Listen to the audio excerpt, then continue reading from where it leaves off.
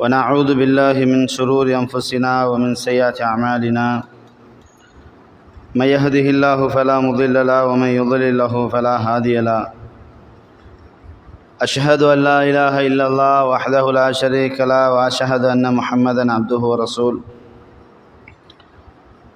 يا أيها الذين آمنوا اتقوا الله حق تقاته ولا تموتن إلا وأنتم مسلمون فإن أصدق الحديث كتاب الله وأحسن الهدي هدي محمد صلى الله عليه وسلم وشر الأمور محدثاتها وكل محدثة بدعة وكل بدعة ضلالة وكل ضلالة في النار أما بعد எல்லாம் வல்ல அல்லாஹு தஆலாவின் நல்லடியார்களே, நறுமை தாய்மார்களே, சகோதரிகளே, அல்லாஹு தஆலாவுடைய பேருதவினால் சத்திய மார்க்கத்தை தூய்மையான வடிவில் தெளிவான முறையில் அறிந்து வலா தமூத்துன்ன இல்லா வ அன்தும் முஸ்லிமூன், மரணிக்கும்போது முஸ்லீம்களாக மரணியுங்கள் என்ற அல்லாஹ்வுடைய கட்டளையை வாழ்நாளில் நடைமுறைப்படுத்தக்கூடிய பாக்கியத்தை எல்லாம் என்ற பிரார்த்தனையோடு இன்றைய முற்பகல் நேரத்தில்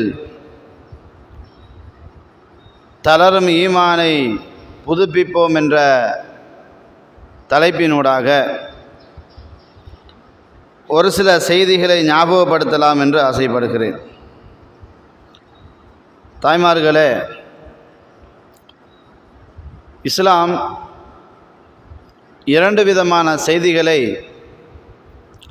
நமக்கு அடிக்கடி ஞாபகப்படுத்தும். அதில் ஒரு விடயம் என்னவென்றால், இன்னமல் ஹயாத்து துனியா, இந்த உலக வாழ்க்கை இருக்கிறது, லாயிபும் வலஹுவும் வசீனா,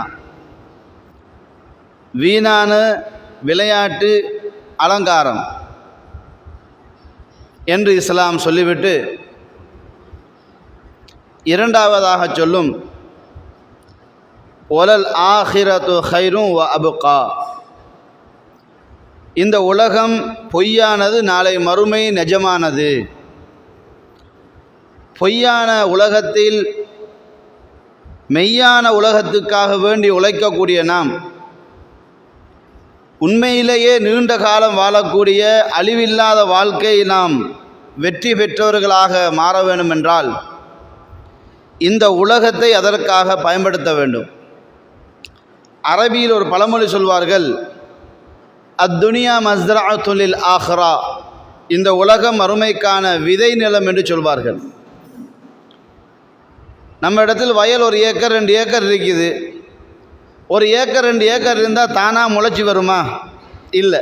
அதை உழுவ வேண்டும், மண்ணை பதப்படுத்த வேண்டும், நெல்லை தூவ வேண்டும், நாள் பார்த்து அதற்கான எல்லா விதமான போரைகளையும் போட்டு அறுவடை செய்யும்போது லாபம் கிடைக்குது. இதுதான் உலக வாழ்க்கையிலேருந்து மறுமைக்கு நமக்கு கிடைக்கிற லாபம். அப்போ இந்த உலக வாழ்க்கையை அல்லாஹு தஆலா நமக்கு சொல்லும்போது விவசாயத்தை குறித்து தான் பேசுகிறான். விவசாயம் எப்படியோ அப்படி தான் இந்த உலகம். ஏன்னா அறுவடை தான் முடிவு, விவசாயத்தினுடைய முடிவு அறுவடை. அப்போ அல்லாஹு தஆலா இந்த உலகத்தை அறுவடைக்குரிய விதை நிலமாக நமக்கு தந்திருக்கிறான். இதை நாம் பயன்படுத்த வேண்டும். அதே ரப்புல் ஆலமீன் ஒரு இடத்தில் சொல்லுகின்ற பொழுது, அல்லதி ஹலக்கல் மௌத வல் ஹயாத்த லியபுலுவக்கும் ஐயுக்கும் அஹ்சனு அமலா, அல்லாஹு தஆலா நமக்கு இந்த உலகத்துக்குரிய வாழ்வையும் அதற்கு பின்னாடி உள்ள மரணத்தையும் மீண்டும் உள்ள வாழ்க்கையும் அல்லாஹு தஆலா சொல்லுகின்ற பொழுது, அல்லதி ஹலக்கல் மௌத்த, அவன் மரணத்தையும், ஒல் ஹயாத்த, வாழ்வையும் படைத்திருப்பதனுடைய நோக்கம் லி எபுலுவக்கும் ஐயுக்கும் அஹ்சனு அமலா, உங்களில் யார் இந்த உலகத்தில் அல்லாஹ்வுக்காக வாழ்ந்தவர்கள். நம்ம எல்லாரும் என்ன சொல்லுவோம், நாங்களாம் அல்லாஹ்வுக்காக தான் வாழ்கிறோம் அப்படின்னும். அல்லாஹ்வுக்காக வாழ்குதல் என்பது ஃபர்தா போட்டாச்சு, 5 நேரம் தொழுதாச்சு, இதெல்லாம் முழுமையான ஒரு செட்டப்பான கிடையாது. அதெல்லாம் ஒவ்வொரு பங்கங்களாகத்தான் இருக்கும். ஒரு வாகனத்தை எடுத்துக்கோங்க, அந்த வாகனத்துக்கு டோர் இருக்கும், பொடி இருக்கும், என்ஜின் இருக்கும், டயர் இருக்கும், சைலன்சர் இருக்கும், கியர் பாக்ஸ் இருக்கும். இப்படி ஒவ்வொரு செட்டப் எல்லாம் சேர்ந்தால் தான் ஒரு வாகனம். அதே மாதிரி தான் நம்ம உலக வாழ்க்கையில் அல்லாஹு தாலாவுக்கு கட்டுப்படுதல் என்பது தொழுகையோடு மட்டும் முடிந்து விடாது, நோன்போடு மட்டும் முடிந்து விடாது, ஜகாத்து ஹஜ்ஜோடு முடிந்து விடாது. இவைகள் ஒரு அங்கமாகத்தான் பார்க்கப்படும். இப்போ எல்லாவற்றுக்கும் முழுமையான ஒரு அடிப்படை தான் ஈமான் என்ற ஒரு பகுதி இருக்கும். அப்போ அந்த ஈமானை தான் இஸ்லாம் நமக்கு முதன்மைப்படுத்துகிறது. இப்போ இஸ்லாத்தினுடைய அடிப்படையில் 3 விதமாக இஸ்லாத்தை என்ன செய்வாங்க, சொல்லுவாங்க. முதலாவது என்ன? ஈமான். இரண்டாவது இஸ்லாம். மூன்றாவது இஹ்சான். அப்போ ஈமான் என்றால் 6 அம்சங்களை நம்பிக்கை கொள்ள வேண்டும். இஸ்லாம் என்றால் 5 விடயங்களை ப்ராக்டிக்கலாக கொண்டு வர வேண்டும். ஒன்று கலிமா, தொழுகை, நோன்பு, ஜகாத்து, ஹஜ். இந்த ப்ராக்டிக்கலாக கொண்டு வரணும். மூன்றாவது இஹ்சான். இஹ்சான் என்றால் இஹ்லாஸாக தொழுகை அல்லாஹ்வுக்காக வேண்டி வேறு யாருடைய சர்டிஃபைக்காகவும் இல்லாமல் அல்லாஹ்வை திருப்திப்படுத்த தொழணும். இதுதான் 3 அடிப்படை. இப்போ அதில் இந்த 3னுடைய எல்லா கோஆப்ரேஷனும் மறுமையோடு சம்பந்தப்பட்டு தான் இருக்கும். அப்போ உண்மையிலே மறுமையில் நாம் வெற்றி பெற வேண்டும் என்றால் இந்த உலகத்தை அதற்காக பயன்படுத்த வேண்டும். அப்போ உலகத்தை நாம் பயன்படுத்த தவறும் பட்சத்தில் மறுமையில் தோல்வியை தவிர வெற்றி கிடைக்காது. ஏன் தெரியுங்களா? இந்த உலகத்தில் வாழும்போது ஒரு நோய் என்று சொன்னால் அக்கா, தங்கச்சி, அண்ணன், தம்பி, அம்மா இப்பெல்லாம் என்ன செய்வாங்க, நம்மளோடு ஜாயிண்ட் ஆகுவாங்க. ஒரு தோல்வின்னா கூட எல்லாரும் ஜாயிண்ட் ஆகுவாங்க. ஒரு கஷ்டம்னா எல்லாரும் ஜாயிண்ட் ஆகுவாங்க. ஒரு சந்தோஷம்னா எல்லாரும் ஜாயிண்ட் ஆகுவாங்க. ஆனால் ஜாயிண்ட் ஆகாமல் நம்மளை விட்டு விரண்டோடு ஒரு நாள் என்றால் அது மறுமை நாள் தான். அப்போ அல்லாஹு தஆலா அந்த மறுமையை தொடர்பாக சொல்கின்ற பொழுது யௌம யஃபிருல் மர்உ மின் அஹி வ உம்மிஹி வ அபி வ ஸாஹிபதிஹி வ பனி லிகுல்லி இம்ரிஇம் மின்ஹும் யௌமஇதின் ஷஅனு யுஹ்னி. அப்போ அங்கே வந்துட்டு வாப்பா மகனுக்கு எதிரியாயிருவார், கணவன் மனைவிக்கு எதிரியாயிருவாங்க, பிள்ளைங்க பெற்றோருக்கு எதிரியாயிருவாங்க. லா யஸ்அலு ஹமீமுன் ஹமீமா. ஒரு நண்பன் அடுத்த நண்பனை பற்றி விசாரிக்க கூட மாட்டான். அப்போ எல்லாமே செப்பரேட்டாக இருக்கும். அப்போ அங்கே வந்துட்டு எந்த ஒரு விடயமும் அல்லாஹ்விடத்தில் ஏற்றுக்கொள்ளப்படாது. யார் வந்து பேசினா அது எடுபடாது.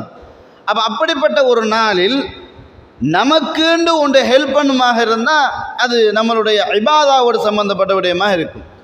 அப்போ இபாதாவுக்கு பிரதானமான ஒன்று தான் அது ஈமான் தான். ஈமான் இல்லை என்றால் எந்த ஒரு இபாதாவும் ஏற்றுக்கொள்ளப்படாது. எல்லா நல்ல காரியம், உதாரணத்துக்கு ஒரு முஸ்லீம் அல்லாத ஒரு மனிதர் சமூகத்துக்கு நிறைய சேவைகளை செய்கிறார். வீடு கட்டி கொடுக்கிறார், கல்வியை கொடுக்கிறார், உணவு கொடுக்கிறார், எல்லாத்தையும் கொடுக்கிறார். ஆனால் அவரிடம் இல்லாத ஒன்று கலிமா மட்டும்தான். ஆனால் அல்லாஹு தஆலா அவர் செய்கிற எல்லா நல்லமலையும் ஏற்றுக்கொண்டு அந்த நல்லமலுக்கு உபகாரமாக உலகத்திலே கொடுத்து விடுவான். மௌத்துக்கு பிறகு ஒன்றும் கிடையாது, உலகத்திலே கொடுத்து விடுவான். ஆனால் ஈமானோடு செய்யக்கூடிய செயல்பாட்டுக்கு தான் 2 லாபம்.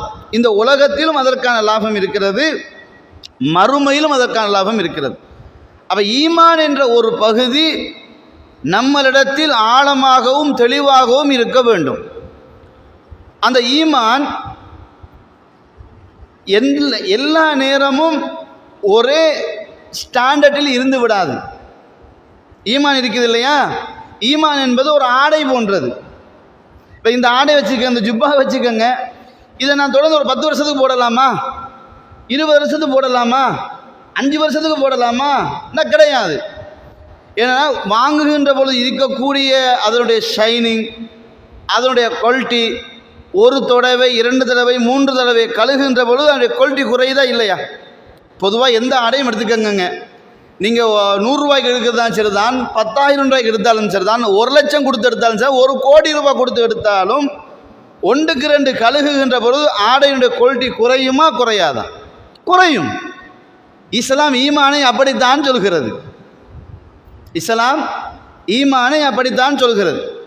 சரி, இப்போ ஈமானுடைய பாதிப்புக்கான காரணிகளை தேடுவதற்கு முன்னாடி ஈமான் என்றால் என்ன என்று நமக்கு எல்லாருக்கும் தெரியும். ஈமான்டா என்ன? அன்துமினு பில்லாஹ் வ மலாயிகத்திஹி வ குதுபிஹி வ ருசுலிஹி வல் யௌமில் ஆஹிரிஹி வல் கத்ரி கைரிஹி வ ஷர்ரிஹி மினல்லாஹி தஆலா. இவ்வளவுதானே ஈமான். இந்த 6 அம்சம் தானே ஈமான். இந்த 6 அம்சத்தையும் தாண்டி இன்னொரு அம்சம் இருக்குதா? இல்லை. ஈமான் என்றால் என்ன? அல்லாஹ்வை நம்ப வேண்டும், அவனுடைய மலக்குகளை நம்ப வேண்டும், அவனுடைய வேதங்களை நம்ப வேண்டும், தூதர்களை நம்ப வேண்டும், மறுமையை நம்ப வேண்டும். விதி நலவோ கெடுதியோ என் ரப்பு எனக்கு விதிச்சது நடந்துச்சு, அவ்வளவுதான். இதை நாங்கள் நம்ப வேண்டும். இந்த 6இல் ஒன்றில் தடுமாறினாலும் 5ம் நாசமாக போய்விடும். இந்த 6 இருக்குத்தானே, 6ல் 1 நம்ம வந்துக்கிட்டு அது எப்படி சாத்தியப்படும் அப்படின்னு கேட்டேன்னு வச்சுக்கோங்க, 5ம் சோர்ந்து போய்த்திரும். 5மே சோர்ந்து போய்த்திரும். அது உங்களுக்கு எப்படி புரிய வைக்கிறேன்னா, ஒரு பில்டிங்கை வச்சுக்கோங்க, ஒரு குடிசையை கட்டுறீங்க. ஒரு குடிசையை கட்டும்போது ஒரு காலை மட்டும் அரைவாசை வச்சுட்டியே, பில்டிங் நிலையாக நிற்குமா?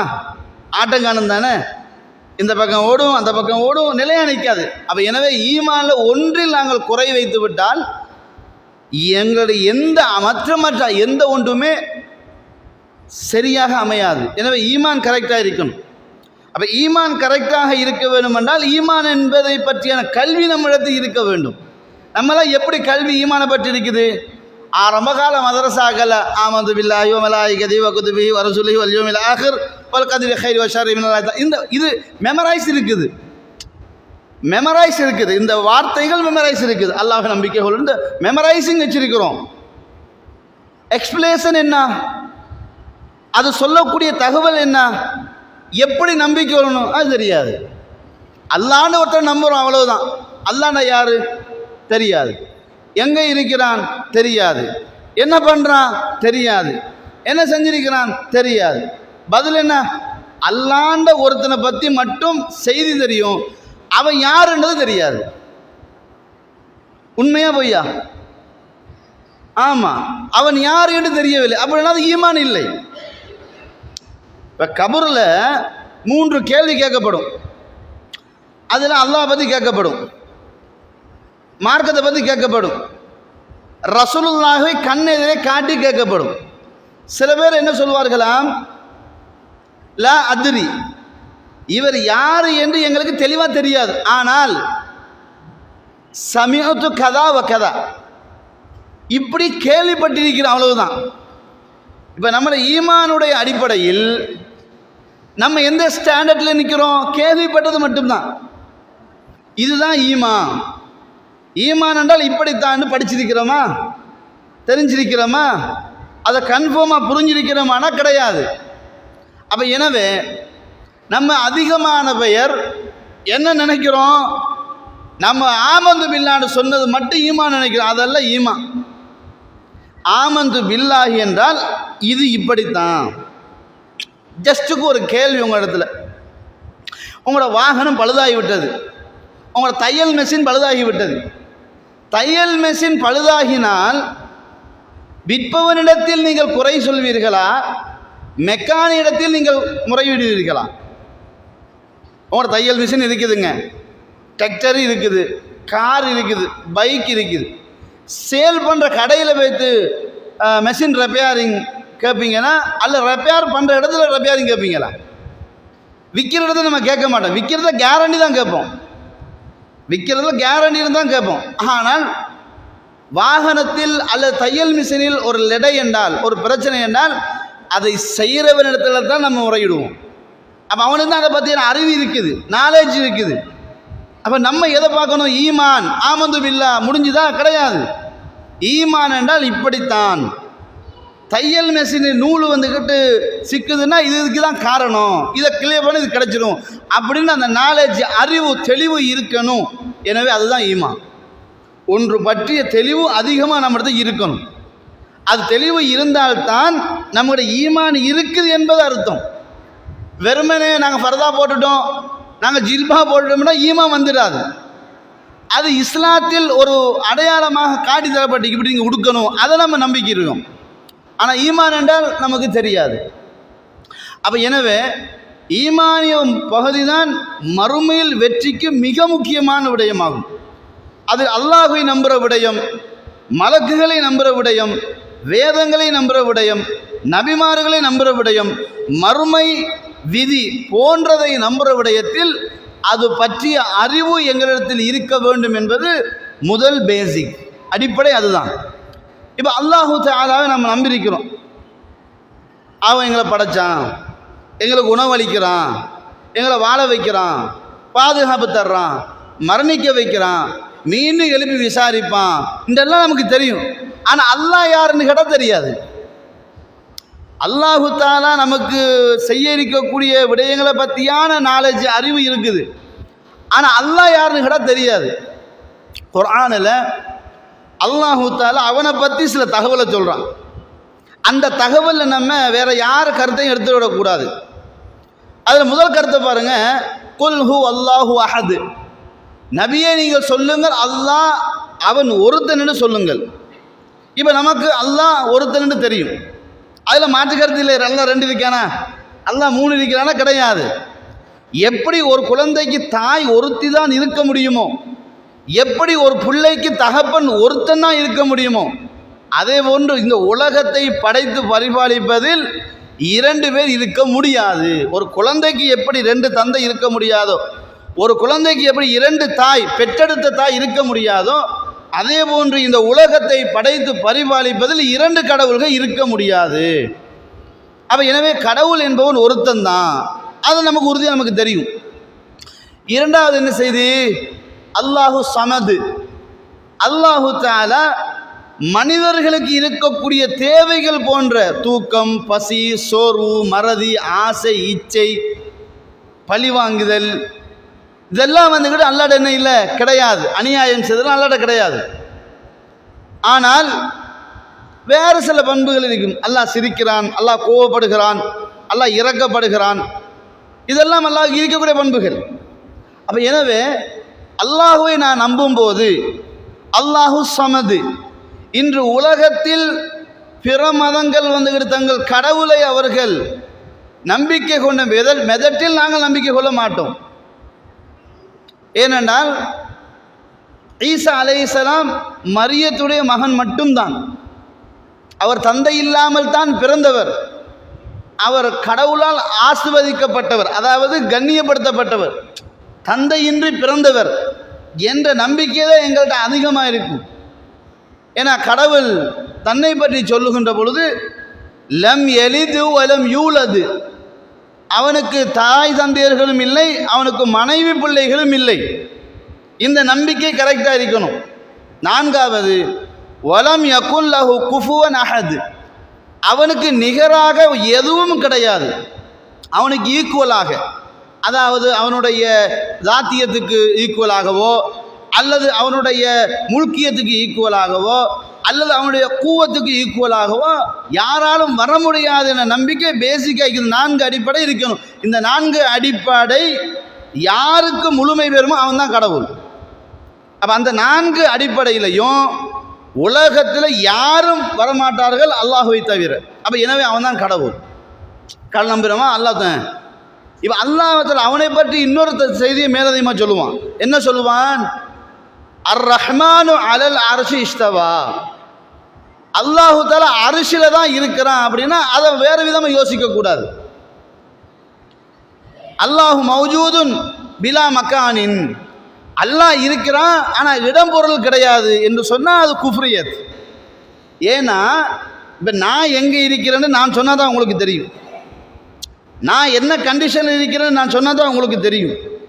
அல்லாஹ் தஆலா எங்கே இருக்கிறான் எப்படி இருக்கிறான்னு அவன் சொன்னால் தான் எங்களுக்கு தெரியும். ஏன்னா நம்ம யாரும் அல்லாஹ் பார்க்கல, அல்லாஹ் நம்ம யாரும் செய்யல பார்க்கல. அப்போ அல்லாஹ் சொல்கிறான் குர்ஆனில் 5க்கு மேற்பட்ட இடங்களில் சொல்கின்ற பொழுது அர் ரஹ்மானு அலல் அர்ஷி இஸ்தவா, அல்லாஹ் தஆலா அர்ஷில் இருக்கிறான் என்று அல்லாஹ் சொல்கிறான். இந்த நம்பிக்கை வந்துடும். அல்லாஹ் தஆலா எங்கும் இருக்கிறான் என்று அந்த நம்பிக்கை வந்தால் நாங்கள் குஃப்ரியத்தில் இருக்கிறோம். நாங்கள் இஸ்லாமியர்களாக இல்லை, நாங்கள் முஸ்லீம்களாக இல்லை.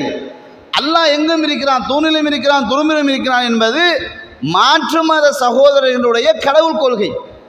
அந்த கொள்கை எங்களிடத்தில் வருமாக இருந்தால் நாங்கள் தொழுதும் பிரயோஜனம் இல்லை, நோன்பு பிடிச்சி பிரயோஜனம் இல்லை, ஹஜ் செய்து பிரயோஜனம் இல்லை, என்ன பெரிய காரியங்கள் செய்தாலும் அல்லாஹ் எங்கும் இருக்கிறான் என்ற நம்பிக்கையில் செய்தால் அனைத்தும் நிராகரிக்கப்படும்.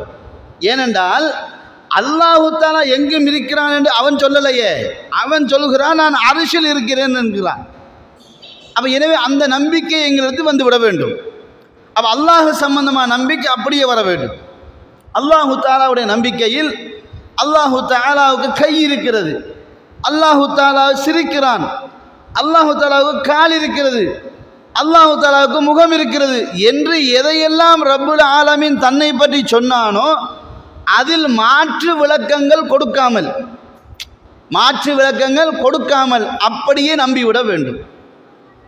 இப்போ அஷாயிராக்களுடைய மாத்துருதியாக்களுடைய கொள்கை என்ன? நம்ம அதிகமான, அதாவது சுன்னத் வல் ஜமாஅத்னு தங்களை அறிமுகப்படுத்திக் கொள்வார்கள், தங்களை தரீகாவாதிகள்னு சொல்லிக் கொள்வார்கள், தங்களை தப்லீக்வாதிகள்னு சொல்லிக் கொள்வார்கள். இவர்களுடைய அகீதா, அவர்களை குறை சொல்லி பிரயோஜனம் இல்லை. ஏனால் அவர்கள் கொடுக்கப்பட்ட மெடிசன் அப்படித்தான். அல்லாஹ் தஆலா ஹிதாயத்தை கொடுக்க வேண்டும், பிரார்த்தனை செய்து கொள்ள வேண்டும். என்ன சொல்வார்கள்? அல்லாஹ்வுடைய 7 பண்புகள், குறிப்பாக 7 பண்புகளை மாற்று தஅவீல் கொடுப்பார்கள்.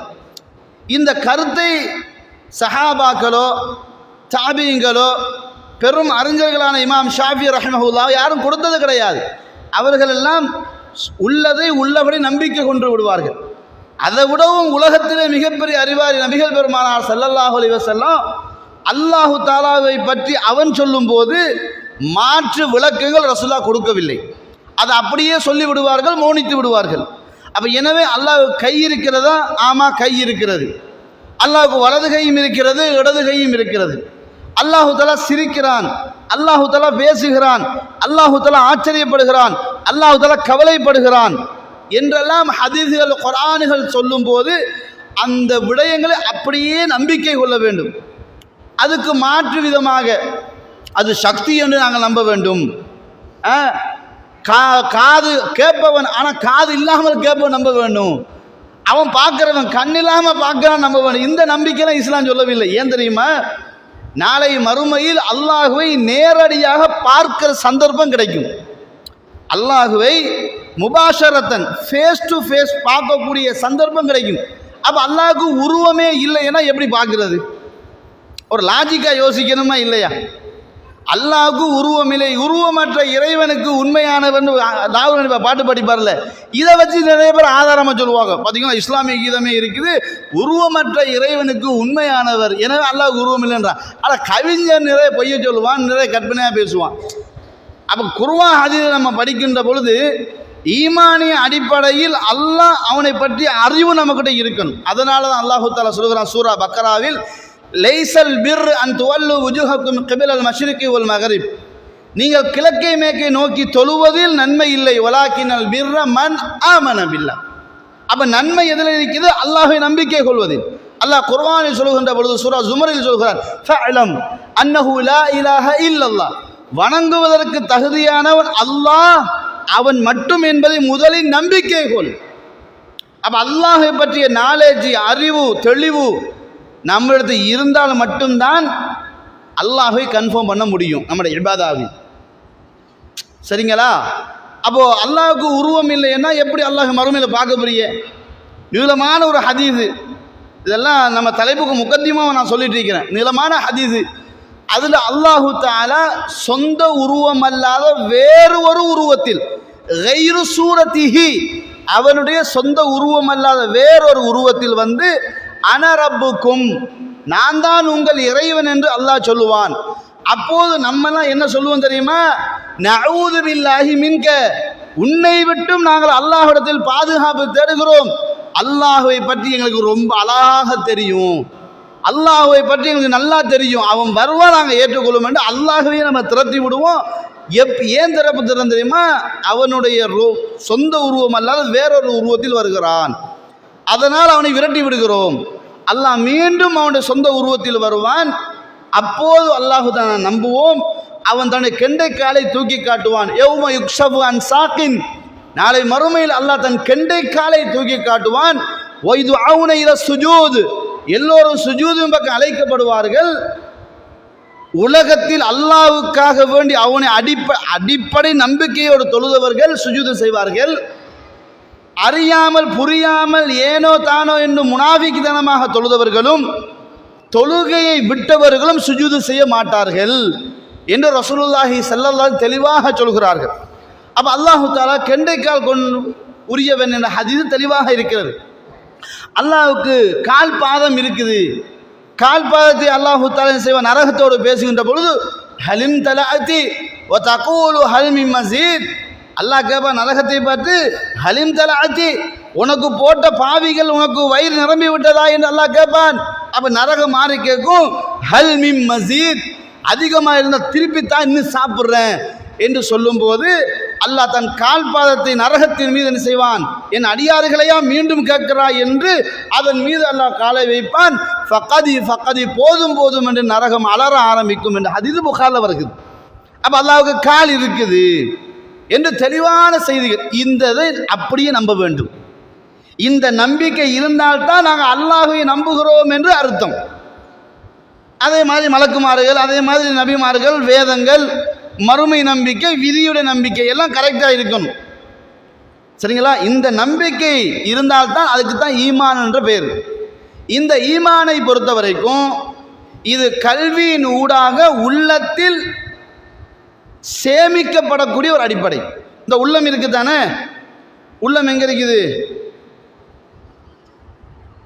உள்ளம் எங்கே இருக்குது? நெஞ்சு பகுதியில் தான் இருக்குது.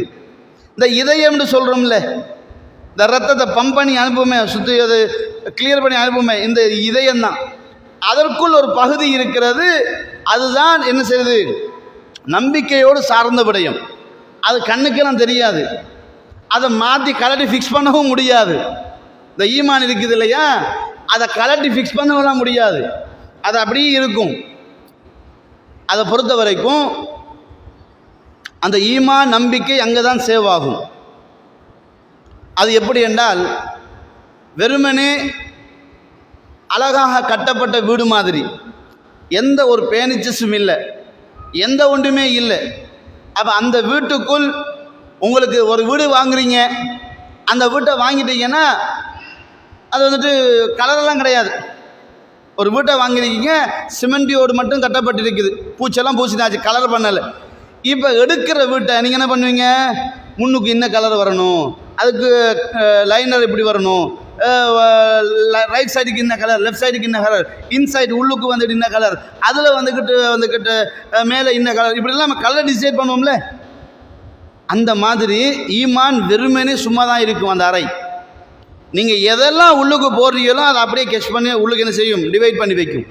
இப்போ சோஃபா இங்கே வைக்கணும், கட்டில் இங்கே வைக்கணும், கபட்டை இங்கே வைக்கணும், அல்மாரி இங்கே வைக்கணும், நம்ம டிசைட் பண்ணுறோம் இல்லைங்க. அப்படி ஈமான் என்ன செய்யுமா, நம்மளோட எல்லாத்தையும் கெஸ் பண்ணி எடுக்குமா. நம்ம எதெல்லாம் கொடுக்குறோம் அதை எடுத்துக்கொள்ளும். அப்போ நபிகள் நாயகம் ஸல்லல்லாஹு அலைஹி வஸல்லம் என்ன சொல்கிறாங்கன்னா, ஈமான் என்பது ஒரு ஆடையை புதிதாக தைப்பதை போன்று, ஒரு ஆடையை போன்று. கஸௌபி அல் ஈமானு கஸௌப், ஈமான் என்பது ஒரு ஆடையை போன்றது. அந்த ஆடையை நீங்கள் எப்படி அழகுபடுத்துறீங்களோ அப்படி தான் அழகாக இருக்க போகுது. அதே மாதிரி அந்த ஆடை என்பது எப்பொழுதுமே ஒரே குவாலிட்டியில் இருக்காது. ஒரு தரம் கழுவிட்டோம், வெயிலில் பயணிச்சிட்டோம் அப்படின்னா அதனுடைய குவாலிட்டி குறையிற மாதிரி ஈமானுடைய குவாலிட்டி குறையும். அப்போ அறிவு ரீதியாக ஈமானை பலப்படுத்துவதோடு அதை அடிக்கடி புதுமைப்படுத்த வேண்டும், ஈமானை புதுமைப்படுத்த வேண்டும். அப்போ ஈமானை புதுமைப்படுத்துவதற்கு மெயின் விடயங்கள் நம்ம பார்க்கணும். அதில் அல்லாஹ்வுடைய தூதர் சொல்கிறாங்க, அதாவது நிலவை, பௌர்ணமி நிலவை மேகங்கள் மறைப்பதை போன்று ஈமானை பாவங்கள் அப்படியே சூழ்ந்து கொள்ளும். இன்னும் குர்ஆன் அல்லாஹு தஆலா சொல்கிறான், உள்ளத்தை பொறுத்த வரைக்கும் அது அழகான ஒன்றுதான். கல்லா பல் ரான அலா குலூபிஹிம் மா கானு யக்ஸிபூன், உங்களுடைய செயல்பாட்டின் காரணமாக ஈமான் துருப்பிடிக்கின்றன என்று அல்லாஹ் சொல்கிறான். அப்போ ஈமான் துருப்பிடிக்குமா? எப்படி? கல் ஹதீது, இரும்பு துருப்பிடிப்பதை போன்று ஈமான் துருப்பிடிக்கிறது. இப்போ நம்ம வந்து ஒரு இரும்பு கத்தி இருக்குது, கத்தி வச்சுக்கோங்களேன். இந்த கத்தியை நம்ம ஒவ்வொரு நாளும் தேவைக்கேற்ற பயன்படுத்தி கழுவி தொடச்சி அழகாக வச்சோம்னா கரை பிடிக்குமா? துருப்பிடிக்குமா? பிடிக்காதில்ல. எப்போ துருப்பிடிக்கும்?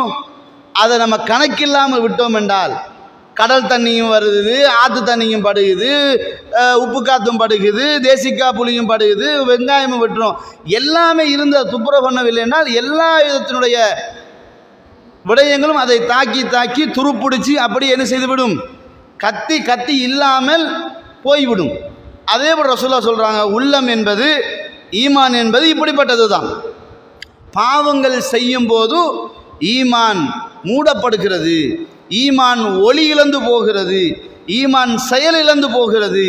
இப்போ நம்ம 1500 கிலோமீட்டர் ஓடினால் என்ஜின் ஆயில் மாற்றினா தான் ஈமான், அதாவது மெஷினுடைய என்ஜினுடைய ஸ்பீட் கரெக்டாக இருக்கும், உள்ளுக்குள்ள பார்ட்ஸ் எல்லாம் கரெக்டாக இருக்கும். அந்த மாதிரி ஈமானை நம்ம அடிக்கடி என்ன செய்ய வேண்டும், கிளியர் பண்ண வேண்டும். அப்போ ஈமான் அடிக்கடி கிளியர் பண்ணாத பட்சத்தில் அது துருப்பிடித்து நாசமாக போய்விடும், எடுக்க முடியாமல் போய்விடும். நபிகள் நாயகம் ஸல்லல்லாஹு அலைஹி வஸல்லம் அழகான உதாரணம் சொல்கிறார்கள். ஈமான் என்பது ஒரு பளிங்கு கோப்பை போன்றது, ஒரு பிரகாசமான ஒரு பளிங்கு கோப்பை, சில்வர் கோப்பைன்னு வச்சுக்குவோமே, நம்ம பாஷையில் சொல்கிறதாக இருந்தால் சில்வர் கோப்பை அழகாக இருக்கும்ல, சில்வரை நல்லா பூசி அழகாக வச்சுட்டிங்கன்னா அழகாக இருக்கும். அந்த சில்வர் கோப்பையில் ஒரு கருப்பு டொட்டு வைக்கிறீங்க, பளிச்சுன்னு காட்டுமா இல்லையா?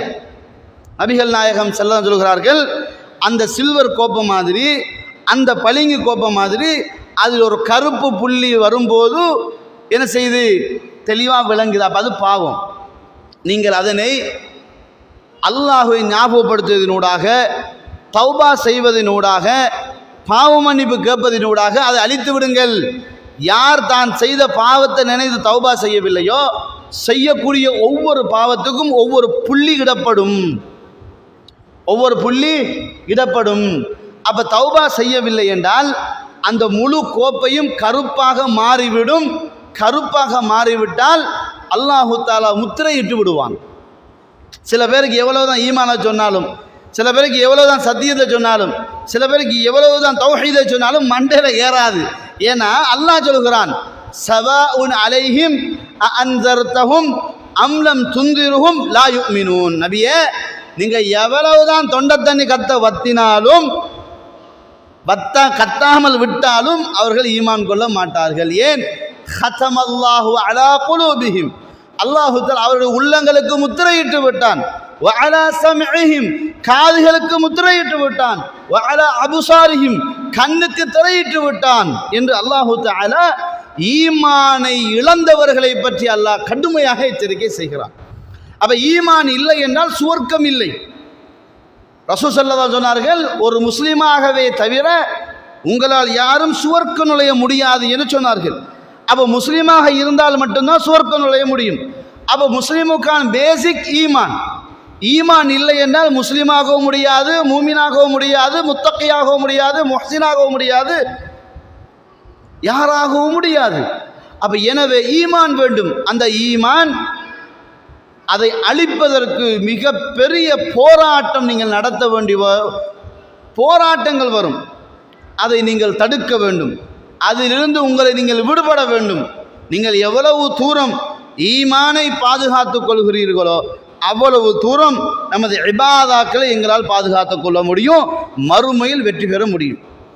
எனவே ரசூலுல்லாஹ் சொன்ன செய்திதான், ஆடை இத்து போவதை போன்று, ஆடை இத்து போவதை போன்று ஈமானும் இத்து போய்விடும். இப்போ ஆடை தொடர்ந்து ஒரு 2 வருஷம் கொடுத்துட்டோம்னா அப்படி பிடிக்கல பிஞ்சு வந்துடும். பிஞ்சு வருமா இல்லையா? ஆடை கிளியும் தானேங்க. இந்த மாதிரி ஈமானும் இத்து போய்விடும். எனவே நீங்கள் அல்லாஹ்விடம் பிரார்த்தனை செய்து ஈமானை தஜ்தீத் பண்ணி கொள்ளுங்கள் என்று சொன்னார்கள். ஈமானை தஜ்தீத் பண்ணி கொள்ளுங்கள். அப்போ ஈமானை தஜ்தீத் பண்ணுறதுக்கு ஏன் அந்த பலகீனமான காரணங்கள், ஏன் ஈமான் பலகீனப்படுத்தப்படுகிறது, ஏன் ஈமான் மூடப்படுகிறது, ஏன் ஈமான் இத்து போகுது என்று பார்த்தால் அதுக்கு பல காரணங்கள் இருக்கின்றன. அதில் முதலாவது நம்பிக்கையில் நாம் விட்ட பொடுபோக்குத்தனம். எப்படி நம்பணுமோ அந்த நம்பிக்கையில் சரியாக இல்லை, அதனால் ஈமானை செய்யும் இத்து போகும் ஒன்று. இரண்டாவது தொழுகை. தொழுகையை நேரத்துக்கு தொழாமல் விட்டால் ஈமான் இத்து போய்விடும். அடுத்தது குர்ஆன் ஓதுதல். குர்ஆன் ஓதுதலை எவ்வளவு குறைத்துக் கொள்கிறோமோ அவ்வளவு தூரம் ஈமான் இத்து போய்விடும். அடுத்தது திக்ர் செய்தல். காலை மாலையில் திக்ர் செய்தல். குல் சூறாக்கள் 3 ஓதுதல் காலையிலே மாலையிலே. அதே மாதிரி அல்லாஹும்ம அந்த ரப்பி லா இலாஹ இல்லா அந்த ஹலக்தனி வ அனா அப்துக என்ற துஆவை ஓதுதல். அதே மாதிரி தூங்குகிற நேரத்தில் கடைசியாக அல்லாஹும்ம அஸ்லம்து நஃப்ஸி இலைக் வ ஃபவ்வல்து அம்ரி இலைக் வ வஜ்ஜஹது வஜ்ஹி இலைக் போன்ற துஆக்களை ஓதுதல். அதே போன்று பாத்ரூம் போகின்ற பொழுது பிஸ்மில்லாஹி அல்லாஹும்ம இன்னி அஊது பிக்க மினல் குபுஸி வல் கபாயித், வெளியேறுகின்ற பொழுது குஃப்ரானக, சாப்பிடும்போது பிஸ்மில்லா, சாப்பிடுறதுக்கு பின்னாடி அல்ஹம்துலில்லாஹி அல்லதி ஹம்தன் கஸீரன் தய்யிபன் முபாரக்கன் ஃபீஹி கைர மக்ஃபின் வலா முஅத்தைன் வலா முஸ்தஅன்ஹு ரப்புனா, இந்த மாதிரி துஆக்கள் அன்றாட ஓதக்கூடிய துஆக்கள். அதே மாதிரி துமினா அல்ஹம்துலில்லாஹி யர்ஹமுக்கல்லாஹ் யஹ்தீகுமுல்லாஹு யுஸ்லிஹு பாலக், இப்படி அடிக்கடி அந்த துஆக்களை நாங்கள் ஓதுகின்ற பொழுது ஈமானில் வரக்கூடிய விஷங்கள் எல்லாம், ஈமானை தாக்க வரக்கூடிய கிருமிகள் எல்லாம் ஆட்டோமேட்டிக்காக நீக்கப்படும். அப்போ எனவே எப்படி ஆடையை நாங்கள் புதுப்பித்துக் கொள்கிறோமோ அதே போன்று ஈமானை புதுப்பிக்க வேண்டும். ஒரு ஆடை அப்செட் ஆகிடும், அதை மாற்றி போட்டு வேறு புதிய ஆடை எடுக்கிறோம் இல்லை, அந்த மாதிரி அதிகமாக நாங்கள் ஈமானை என்ன செய்யணும், புதுப்பிக்க வேண்டும். ஈமானை புதுப்பித்து கொள்ள வேண்டும். ஈமானை புதுப்பிக்கிறதுக்கு முக்கியமான விடயங்கள் நம்ம. அப்போ எனவே ஈமான் பழசாகுறதுக்கு, ஈமான் துருப்பிடிப்பதற்கு, ஈமான் விடயங்களுக்கு அதாவது இத்துப்போது காரணம் என்ன? முன்னாடி நம்ம சொன்ன மாதிரி ஈமானுடைய கல்வி இல்லை, தொழுகை இல்லை, அதே மாதிரியான குர்ஆன் ஓதுறது இல்லை, திக்ர் செய்வது இல்லை. அதிலும் குறிப்பாக பெண்களாகிய நம்ம சில விடயங்களை யோசிக்க வேண்டும். வாயை கட்டுப்படுத்துவது இல்லை, வாயை கட்டுப்படுத்துவது இல்லை. இதுவும் ஈமான் துருப்பிடிப்பது மிக முக்கியமான காரணம். அதில் வாயை கட்டுப்படுத்துறதில்ல, 24 மணி தான் ஆடு மாதிரி சப்பிட்டிக்கிறதா, அதான் கட்டுப்படுத்துறது. அதல்ல, நாவை கட்டுப்படுத்துதல். எதை எடுத்தாலும் கோபம் வந்தால் கண்டபடி ஏசிட்டு போகிறது. எந்த அளவு நம்மளோட கோபம் இருக்குன்னு தெரியுமா? கணவன் ஏதாவது ஏசிட்டு பெய்திருப்பான், அவன் பெய்து ஒரு அவர் போனாலும் கோபம் தனியாது நம்மக்கிட்ட. அந்த கோபம் அப்படியே என்ன செய்யும், நிற்கும்.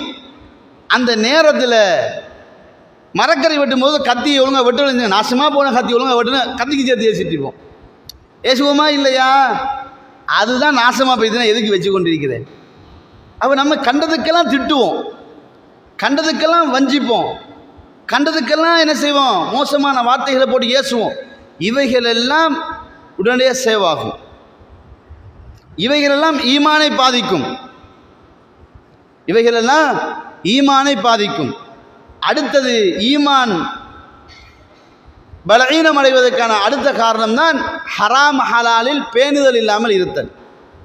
ஹராம்னு தெரியும், நாங்கள் மட்டுமா செய்கிறோம், வியாக்கியானம். ஈமான் பலவீனத்துக்கு காரணம் என்ன தெரியுமா? நாக்கு வாயை கட்டாமல் இருக்குது ஒரு காரணம். இரண்டாவது என்ன தெரியுமா? பாவத்தை மனம் விரும்பி செய்கிறது. பாவம்னு தெரியும், ஆனால் அது இல்லாட்டி ஏறாது. சில பேர் சிகரெட் குடிப்பான், சில பேர் வெத்தலாக்கு போடுவாங்க, சில பேர் நாடகம் பார்ப்பாங்க, சில பேர் டிக்டாக் பார்ப்பாங்க, சில பேர் ஷார்ட் வீடியோக்கள் பார்த்துட்டு இருப்பாங்க. அதில் வந்துக்கிட்டு வரக்கூடிய ஹராத்தெல்லாம் விரும்பி பார்ப்பாங்க. அவன் சிரித்தா இவங்க சிரிப்பாங்க. ஒரு படத்தில் ஒரு அந்நியன் சிரிக்கிறான்னு வச்சுக்கோங்க, அந்த அந்நியன் சிரிக்கிறத பார்த்து நம்ம சிரித்தோம்னா அது விபச்சாரம். அது என்ன, இது விபச்சாரம். இப்போ மீடியாக்கள் வரக்கூடிய ஒரு அந்நியனை பார்த்து, அவனுடைய ஆம்ஸை பார்த்து, அவனுடைய பொடியை பார்த்து, அவனுடைய ஸ்மைலை பார்த்து, அவனுடைய ஃபேஸை பார்த்து நம்ம லுக்குட்டன்னு வச்சுக்கோங்க, இதுக்கு தான் விபச்சாரம்னு சொல்கிறது. அடுத்த ஆம்பளையை பார்த்து ரசித்தல், அடுத்த பொம்பளையை பார்த்து ரசித்தல் விபச்சாரம். அப்போ இந்த விபச்சாரம் அடிக்கடி பார்க்கும்போது ஈமானுக்குரிய அந்த அவ்வளோ பளிச்சுட்டு இருக்கும்.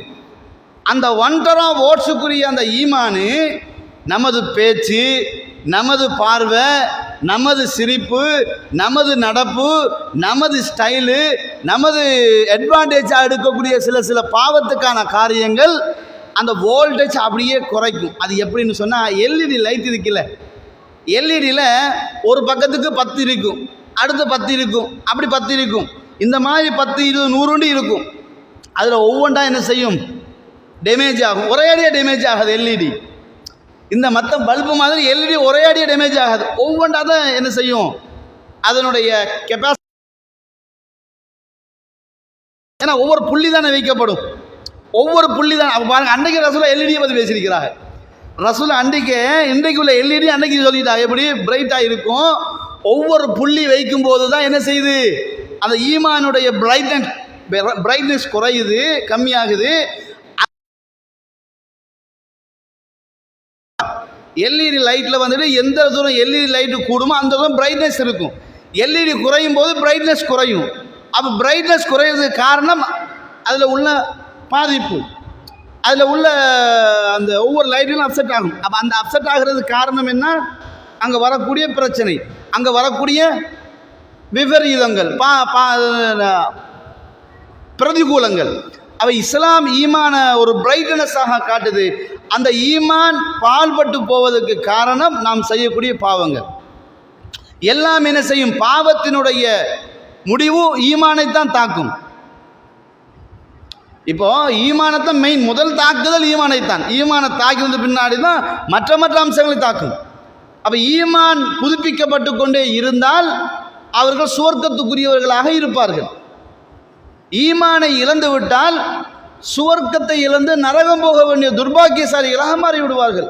அப்போ எப்படி ஒரு ஒரு லைட்டில் வந்துட்டு 1000 எல்இடி சின்ன எல்இடி இருக்குதோ, ஒவ்வொரு எல்இடியாக நீங்கள் நாசமாக்கி வந்து கடைசியில் என்ன நடக்கும், ஒரு 1000 எல்இடி லைட் இருக்குதுங்க, ஒரு லைட்டில் 1000 துண்டு இருக்குது, ஒவ்வொரு துண்டாக நீங்கள் கலட்டி விடுங்க, கடைசியாக என்ன மிஞ்சும், எல்இடி லைட்டை தவிர கவர் மட்டும்தான் மிஞ்சும். அதே மாதிரி தான் நம்மளோட இதயம் மட்டும் மிஞ்சும், ஈமா பெய்திரும். எப்படி லைட்டில் ஒவ்வொன்றா கலட்டி எடுத்தால் கவர் மட்டும் மிஞ்சுமோ, அதே மாதிரி இதயம் மட்டும்தான் மிஞ்சும். அங்கே இருட்டு தான் இருக்கு, அதான் லைட்டை எடுத்துட்டீங்களே, லைட்டை எடுத்தால் என்ன மிஞ்ச போது, இருட்டு தான் மிஞ்சும். இப்படி எஞ்சியதை கொண்டு அல்லாஹை சந்திக்கும் போது அல்லாஹ் என்ன செய்வான், அல்லாஹ் என்ன சொல்லிட்டான், ஃபமை யஅமல் மிஸ்கால தர்ரத்தின் ஹைரன் யரா வமை யஅமல் மிஸ்கால தர்ரத்தின் ஷர்ரன் யரா. அல்லாஹ் என்ன சொல்றான், இன் அஹ்சன்தும் லி அன்ஃபுசிக்கும். அல்லாஹ் என்ன சொல்கிறான், ஹல் ஜஸாஉல் இஹ்சானி இல்லல் இஹ்சான். அப்போ நம்ம எந்த நலவு செய்தோமோ அந்த நலவுக்கு தான் அல்லாஹ் கூலி தருவான் என்றால், நலவு செய்யாமல் போனால் என்ன கூலி கிடைக்க போகிறது? அப்போ நலவு செய்யவில்லை என்றால் பாவம் ஆட்டோமேட்டிக்காக செஞ்சு கொண்டே இருப்போம். பாவம் செய்கிறதுக்கு வரையறை கிடையாது, நன்மை செய்வதற்கு தான் வரையறை இருக்கிறது, ஷுரூத்து இருக்கு. பாவம் செய்ய ஷுரூத்து இருக்குதா? பாவம் செய்கிறதுக்கு ஏதாவது ஷரத்து இருக்குதான்னு கேட்குறேன். ஷரத்து இல்லையே. நலவு செய்கிறதுக்கு, நன்மை செய்கிறது தான் ஷரத்து இருக்குது.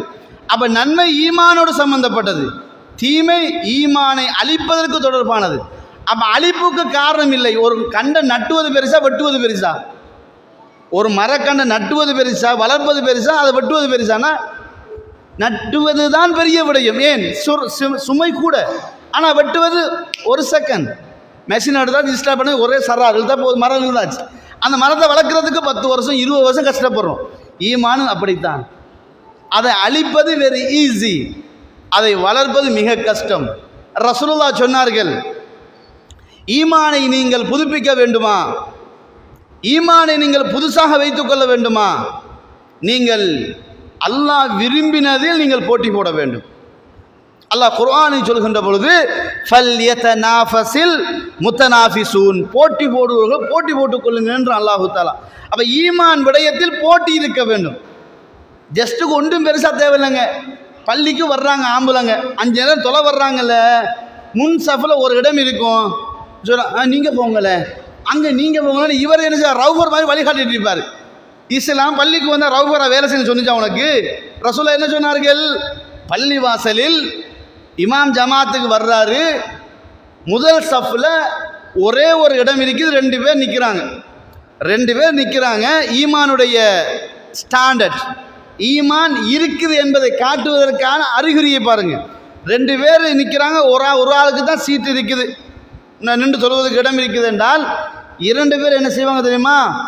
மச்சான் நீ போக வேண்டாம், மச்சான் நீ போனால் சொல்ல மாட்டாங்களாம். பஞ்சவா இமாமு கொஞ்சம் நில்லுங்க, அந்த இடம் யாருக்கு வேணும் என்று தான் இப்போ பஞ்சாயத்து. 2 பேர் பேரை எழுதி சீட்டை போடு, யார பேர் வருதோ அவருக்கு தான் அந்த இடம். அப்படி போட்டி போடுவாங்களோ அவங்கள்ட்ட ஈமான் இருக்குன்னு அர்த்தம். நீங்கள் அங்கே போகலன்னா என்ன, ஈமான் கம்மின்னு அர்த்தம். புரியுதுங்களா? ஈமான் யார்கிட்ட இருக்குது யார்கிட்ட இல்லைன்னா ஈஸியாக புரிஞ்சிடலாம். பெருசாக ஒன்றும் கிடையாது, ஈஸியாக புரிஞ்சு கொள்ளலாம். இப்போ சில நேரத்தில் சில பேர் நம்ம தாக்கி பேசுவாங்க. அந்த நேரத்தில் நமக்கு தாக்கி பேச முடியும். ஆனால் அல்லாஹ்வுக்கா பொறுமையாக இருப்போம் பாருங்க, அதுதான் ஈமான். தாக்கி பேசுறது ஈமான் அல்ல, பொறுமையாக இருக்கிறது ஈமான். அப்போ ஷைத்தான் வருவான், நீ என்ன குறைஞ்சாலா, உன் குடும்பம் என்ன அப்படியா இப்படியா, நீ எல்லாம் எப்படிப்பட்ட ஆள் தெரியுமா, உன்னோட வாப்பா எப்படிப்பட்ட ஆள் தெரியுமா, உங்கள் அம்மா எப்படிப்பட்டவங்க தெரியுமா, உங்கள் அம்மா பேச தொடங்கினான்னா ஊரே நடுங்கி நிற்கு, நீ எதுக்குறா இப்படி நிற்கிறன்றெல்லாம் என்ன செய்வான் ஷைத்தான். நம்ம அதிகமாக மோட்டிவேஷன் பண்ணுவான். அந்த நேரத்தில் நம்ம என்ன பண்ணணும், ஈமானுக்குரிய அடிப்படையை தான் வலுப்படுத்தணும். நாம் பேசுவதனால் எனக்கு நான் பாவத்தை சுமந்து கொள்கிறேன், எனக்கு இப்போ ஒரு அடை என்ன நம்ம அடையணும்னு சொல்லலாம். அடையின வார்த்தைக்கு 2 வார்த்தை எக்ஸ்ட்ரா சொன்னோம்னா அது பாவம். குர்ஆன்ல ஹதீஸ் நீங்கள் பார்த்தீங்கன்னா பழிக்கு பழி தான் தீர்க்கலாம். பழிக்கு வந்துக்கிட்டு அட்வான்டேஜ் எடுத்து செய்ய முடியாது, பழியை டபுளாக எடுக்க முடியாது, பழிக்கு டபுளாக எடுக்க முடியாது. 1 ரூபா கடனை கொடுத்துட்டு 2 ரூபா வாங்கின வட்டியா இல்லையா? 1 ரூபா கடன் கொடுக்குறோம், 2 ரூபா வாங்கின வட்டியா இல்லையா? அப்போ பழி வாங்குதலிலும் வட்டி இருக்கக்கூடாது, நேர்மை இருக்க வேண்டும். மன்னிப்பது மிகப்பெரிய சிறந்த ஈமானுடைய மிக பேசிக் என்ன தெரியுமாங்க, மன்னிக்கிறது. வைன் தஅஃபு ஹு அக்ரபுலி தக்வா. யாரிடத்தில் ஈமான் இருக்குது என்றால், யாருடைய ஈமான் சோர்ந்து போய் செத்து போய் விட்டது என்றால் ஈஸியான வழி எப்படி, வைன் தஅஃபு ஹு அக்ரபுலி தக்வா. தவறு செய்தவனை மன்னித்தால் அவனிடத்தில் ஈமா இருக்குன்னு அர்த்தமா. தவறு செய்தவனை மன்னித்தால் ஈமா இருக்குன்னு அர்த்தமா. தவறு செய்தவனை கண்டபடி திட்டி பழி வாங்கினா ஈமா சோர்வடைஞ்சுன்னு அர்த்தமா. யோசிச்சு பாருங்க, இஸ்லாம் எவ்வளோ அழகான வழியை சொல்லுதுன்னு. அப்போ என்ன நடந்தாலும் அல்லாஹ்வுக்காக பொறுமையாக இருக்கணும், அல்லாஹ்வுக்காக சகித்து கொள்ள வேண்டும். அப்போ ஈமானின் அடிப்படை என்ன தெரியுங்களா, யார் இடத்துல ஈமான் இருக்குது என்றால் தன்னால் முடிந்தும் அவர்களை பழி வாங்காமல் இருப்பார்களே, இவங்கிட்ட ஈமா இருக்குது. ஏன்னா தக்வாவின் அடிப்படை. நீதம் செலுத்த வேண்டும், நீதம் செலுத்துவாங்க. நம்ம வீட்டில் மாமியாக்கு 2 மருமக, நம்ம உடனே ஏன் வீடுன்னு வச்சுக்கொள்ளாதியே, நான் வளமையாக நம்ம மாதிரி பேசுகிறேன். ஒரு மாமியா இருப்பா, 2 ஆம்பளை பிள்ளை, ஒரு ஆம்பளை பிள்ளைடைய ஒய்ஃபு, 2 அடுத்த ஆம்பளை பிள்ளை. ஒரு ஆம்பளை ஒய்ஃபு ரொம்ப கவனிப்பான், இன்னொன்னா கவனிக்காமல் விட்டுருவா. இந்த மாதிரி மாமியை நடக்கக்கூடாது, இது அநியாயம். சில மாமியாக செய்வாங்கம்மா, அந்த மருமகளுக்கான மட்டும் கூடுதலான ஒரு பாசம், இதை கண்ட அது வருது பாரு அப்படின்றது. அப்படி இருக்கக்கூடாது, அப்படி இருக்கக்கூடாது. சில மருமகள் மாறு ஈமானிய வலுவான அடிப்படை பார்க்க, தாய் வந்தால் கோழி அறுப்பாங்க, மாமியா வந்தால் கருவாடு காய்ச்சுவாங்க. ஏன் இந்த அநியாயம்? இஸ்லாம் இப்படியா பார்க்க சொல்லுது? அப்போ இதெல்லாம் ஈமானுடைய பலகீனம். சின்ன சின்ன செயல்பாடு தான் பெரிய ஆபத்தில் கொண்டு முடியும். அதனால இஸ்லாம் சொல்லுகிறது, எதிலு பைன அவுலாதிக்கும், உங்கள் பிள்ளைகளுக்கு மத்தியில் நீதமாக நடங்கள். அன்பு வேறு, நீதம் வேறு. இப்போ இஸ்லாம் 2வது திருமணம் முடிக்கலாம், விரும்பினா முடிக்கலாம், 3வது முடிக்கலாம், 4 முடிக்கலாம். ஆனால் 4 முடிக்க சொன்ன இஸ்லாம் அன்பு காட்டுவதில் யாராலும் நேர்மைக்கு செலுத்த முடியாது, ஆனால் நீதம் செலுத்துவதில் பாகுபாடு காட்டக்கூடாது. அப்போ இஸ்லாம் தக்குவாவோடு ஈமானோடு நெருக்கி சொல்கின்றவர் நீதம் இருக்க வேண்டும். இன்றைக்கு பணக்காரனுக்கு ஒரு நீதம், ஏழைக்கு ஒரு நீதம் பார்க்குறோமா இல்லையா? டீச்சர் பிள்ளைக்கு ஒரு நீதம், பிச்சைக்காரன் பிள்ளைக்கு ஒரு நீதம் பார்க்குறோமா இல்லையா? அப்படி அல்ல. டீச்சர் பிள்ளையாக இருந்தாலும், பிரின்சிபல் பிள்ளையாக இருந்தாலும், ஹெச்ஆர் பிள்ளையாக இருந்தாலும், கோஆர்டினேட்டர் பிள்ளையாக இருந்தாலும் நீதம் கரெக்டாக இருக்கணும். அப்போ நீதம் இல்லாதவங்ககிட்ட ஈமான் பலஹீனம் இருக்குது. அதை இமாம் அறிஞர்கள் அழகாக சொல்வார்கள். எப்படி சொல்லுவாங்க? யஸீது பிதாஅ வயன்குஸு பில் மஅசிய்யா. அழகான வார்த்தை, யஸீது பிதாஅ. ஈமான் அல்லாஹ்வுக்கு கட்டுப்படுவதில் அதிகரிக்கும், ஈமான் அல்லாஹ்வுக்கு மாறு செய்வதில் குறையும். இப்போ ஈமான் வந்துக்கிட்டு சஹாபாக்கள் சில பேர் என்ன நினச்சாங்கன்னா, ஈமான் என்பது எவ்வளவுக்கு கூடுமோ அவ்வளவுக்கு தான் இருக்கணும், குறையக்கூடாது. பில்டிங் மாதிரி ஒரு தட்டு இருக்குது, 2வது சட்டு கட்டினா அந்த ஒரு சட்டிலாம் போகக்கூடாது, 2 சட்டும் இருக்கணும். 3வது சட்டு கட்டினா 3 சட்டும் இருக்கணும். இது ஈமான் நினச்சிக்கிட்டாங்க சஹாபாக்கள். சஹாபாக்கள் என்ன நினச்சிக்கிட்டாங்கன்னா, ஈமான் யஸீது மட்டும்தான், என்குசு கிடையாது. ஈமான் டெவலப் ஆகும், குறையாது என்ற ஒரு எண்ணம் சஹாபாக்கள் இருந்துச்சு. அப்போ அதில் ஒரு சுமாமா என்ற சஹாபி, ஹன்லலா என்ற சஹாபி, இந்த ஹன்லலா என்ற சஹாபி பயான் கேட்கின்ற பொழுது சுவர்க்கத்தை பற்றி, நரகத்தை பற்றி, மறுமையை பற்றி, கிடைக்கக்கூடிய இன்பத்தை பற்றி, கபர் வாழ்க்கையை பற்றி பேசும்போது ஈமான் ஹை லெவலுக்கு வருமா. அவரே சொல்கிறார், ஈமான் அப்படி நிறைஞ்சு நிற்கும். அதே பள்ளியை விட்டு வெளியே வந்து கடை தெருவை வீடு பொண்டாடி பிள்ளைய பார்த்தோன்னே இங்கே இருந்த ஈமான் அப்படியே சர்றன்னு குறைஞ்சிருது, சீமா அப்படியே குறைஞ்சிருது. இவருக்கு ஒரு சந்தேகம் வருது, இது என்னடா இது, இப்படி இருக்கக்கூடாதே, ஏன்னா இப்படி இருக்கிறது நேர்மை இல்லையே. அப்போ எனவே எனது ஈமான் பலவீனம், நான் ஒரு முனாஃபிக். என்ன சொல்றாரு? நாஃபக்கா ஹன்லலா, நாஃபக்கா ஹன்லலான்னு ரோட்டு முழுக்க சொல்லிட்டு வர்றாரு. ஹன்லலா முனாஃபிக்காகி விட்டான், ஹன்லலா முனாஃபிக்காகி விட்டான். நபிகள் நாயகம் ஸல்லல்லாஹு அலைஹி வஸல்லம் அவர்களை சந்திப்பதற்கு முன்னால் அபூபக்கர் சந்திக்கிறாங்க, அபூபக்கர் சித்திகரை சந்திக்கிறாங்க. என்னப்பா என்ன கத்திட்டு வர்ற? நாஃபக்கா ஹன்லலா, ஏன்டா இப்படி உனக்கு நீ எதுக்கு சாபம் விட்டு கொள்ற, உனக்கு நீ ஏன் ஏசிக்கொள்றன்னு கேட்ட பொழுது, இல்லைப்பா ரசூலுல்லாவோட உட்கார்ந்து இருக்கும்போது மறுமையை சொல்கிறாங்க, கபரை சொல்கிறாங்க, சூரக்கத்தை சொல்கிறாங்க, நரகத்தை பற்றி சொல்கிறாங்க. இப்படி சொல்லுகின்ற பொழுது ஈமான் அதிகரிக்குதா இல்லையா? ஆமாம் அதிகரிக்குது. இப்போ நான் சூரக்கத்தை பற்றி பேசினா உங்களுக்கு அட்டி அந்த சூரத்தை பெய்திடணும், நரகத்தை பற்றினா அப்பா பெய்திடக்கூடாது என்ன ஒரு ஃபீலிங் வருதா இல்லையா? அந்த ஃபீலிங்கு காரணம் என்ன? ஈமான். ஃபீலிங்கு காரணம் என்ன? ஈமான். சில பேர் வருவாங்க, என்ன செய்ய புருஷன் திரத்தி விட்டு அதுக்காக பயானுக்கு வந்தோம், புருஷன் திரத்தி விட்டா அதுக்காக பயானுக்கு வந்தோன்னு கேட்டுட்டு என்னத்தை இதைத்தான் 10 தடவை சொல்லிட்டானுவோம் அப்படின்னு போகிறது. இது செத்து போன உள்ளங்கள். உங்கள்கிட்ட அந்த பன்மை இருந்தால் இல்லாமல் ஆக்கிடுங்க. செத்து போன உள்ளங்கள் அதுக்கு ஒன்றும் ஏறாது. ஏன்னா அல்லாஹ் சொல்கிறான், வலக்கது தராய்னா லி ஜஹன்னம கஸீரம் மினல் ஜின்னி வல் இன்ஸ், நரகத்துக்குன்னே மேக்சிமம் படைக்கப்பட்டிருக்கிறார்கள். காரணம் லஹும் குலூபுன் லா யஃப்கஹூன பிஹா, உள்ளம் இருக்குது சிந்திக்க மாட்டாங்க, கண் இருக்குது நல்லதை பார்க்க மாட்டாங்க, காதலிக்கு நல்லதை கேட்க மாட்டாங்க. உலாய்க கல் அன்ஆம், அவர்கள் ஆடு மாடுகளை போன்றவர்கள். பல் ஹும் அவல், ஆடு மாடாச்சும் கட்டுப்பாடு நடக்கும். இவன் அதை விட மோசமானவன், இவன் அதை விட மோசமானவன். பயானுக்கு வர்றான், வந்து உட்கார்றான். சில பேர் ஜும்மா டைமு பாருங்க கொரட்டை விட்டு தூங்குவானு. நம்ம செலவழித்து ரொம்ப பஸ் ஏறி ரொம்ப டயர்டாகி வந்து ப்ரிப்பேர் பண்ணிட்டு அழகாக பயம் பண்ணுவோம். இவன் இருப்பான். என்ன வீட்டில் கொண்டாடி சொல்ல தாங்க முடியல, பள்ளியில் நிம்மதி தூக்கம் போகுது. பள்ளி வாசல் தூங்குற இடமா? பள்ளி வாசல் பொறுத்த வரைக்கும், பள்ளி வாசலை பொறுத்த வரைக்கும் அல்லாஹுவை திக்ர் செய்யும் ஒரு இடம். இங்கே வந்தால் எனர்ஜி கூடணும். நம்முடைய எனக்கு தூக்கம் போகுது. எனர்ஜி கூடினா தூக்கம் போகுமா? எனர்ஜி கூடினா ஈமான் கூடுதுன்னு அர்த்தம். ஈமான் கூடும்போது திக்ரு கூடும், திக்ரு கூடும்போது தூக்கம் வராது. நம்முடைய எனக்கு பள்ளிக்குள்ள வந்தால் என்ன பொசிஷனில் இருக்கிறவனோ பார்க்க மாட்டான், எந்த டைரக்ஷனில் இருக்கிறவனோ பார்க்க மாட்டான், ஆடு தூங்கிட்டு போவான். இதெல்லாம் ஈமானுடைய பலவீனம், இதெல்லாம் ஈமானுடைய பலவீனம். அப்போ ஹன்வலா ரலியல்லாஹு அவங்க இப்படியான மாற்றம் வருகுதே, இப்படியெல்லாம் பிரச்சனை வருகுது. அப்போ இப்படி இருத்தல் ஈமானுக்கு அழகு கிடையாது. அப்போ நம்மளோட ஈமான் வந்துக்கிட்டு நேர்மை இல்லை, முனாஃபிக்குத்தனம் அப்படின்னு சொல்கிறாரு. அது அபூபக்கர் இருக்கிறாங்க, ஆமாப்பா நமக்கும் சேம் டு, எனக்கு அந்த பிரச்சனை இருக்குது. இது வரைக்கும் அபூபக்கரும் ஃபில் ஜன்னா, அபூபக்கரும் ஃபில் ஜன்னா, அபூபக்கர் சுவர்க்கத்துக்கே சொந்தக்காரர், அவருக்கு இந்த பிரச்சனை இருக்குது. நான் என்ன சொல்கிறேன்னா, ஈமான் ஹை லெவலில் இருக்காது தாய்மார்களே, ஈமான் சடசடன்னு குறையும். நம்ம தான் சார்ஜ் போடணும்.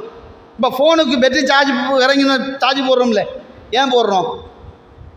நான் சார்ஜ் போட தாங்க யூஸ் பண்ண முடியும்.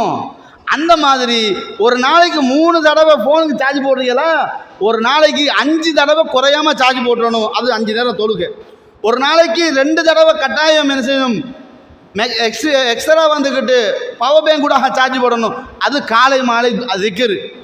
அதிகமாக கூடுதலாக வந்துக்கிட்டு அதை நம்ம பிரைட்னஸ் பண்ணணும் அப்படின்னு சொன்னால் குர்ஆன் ஓதணும்.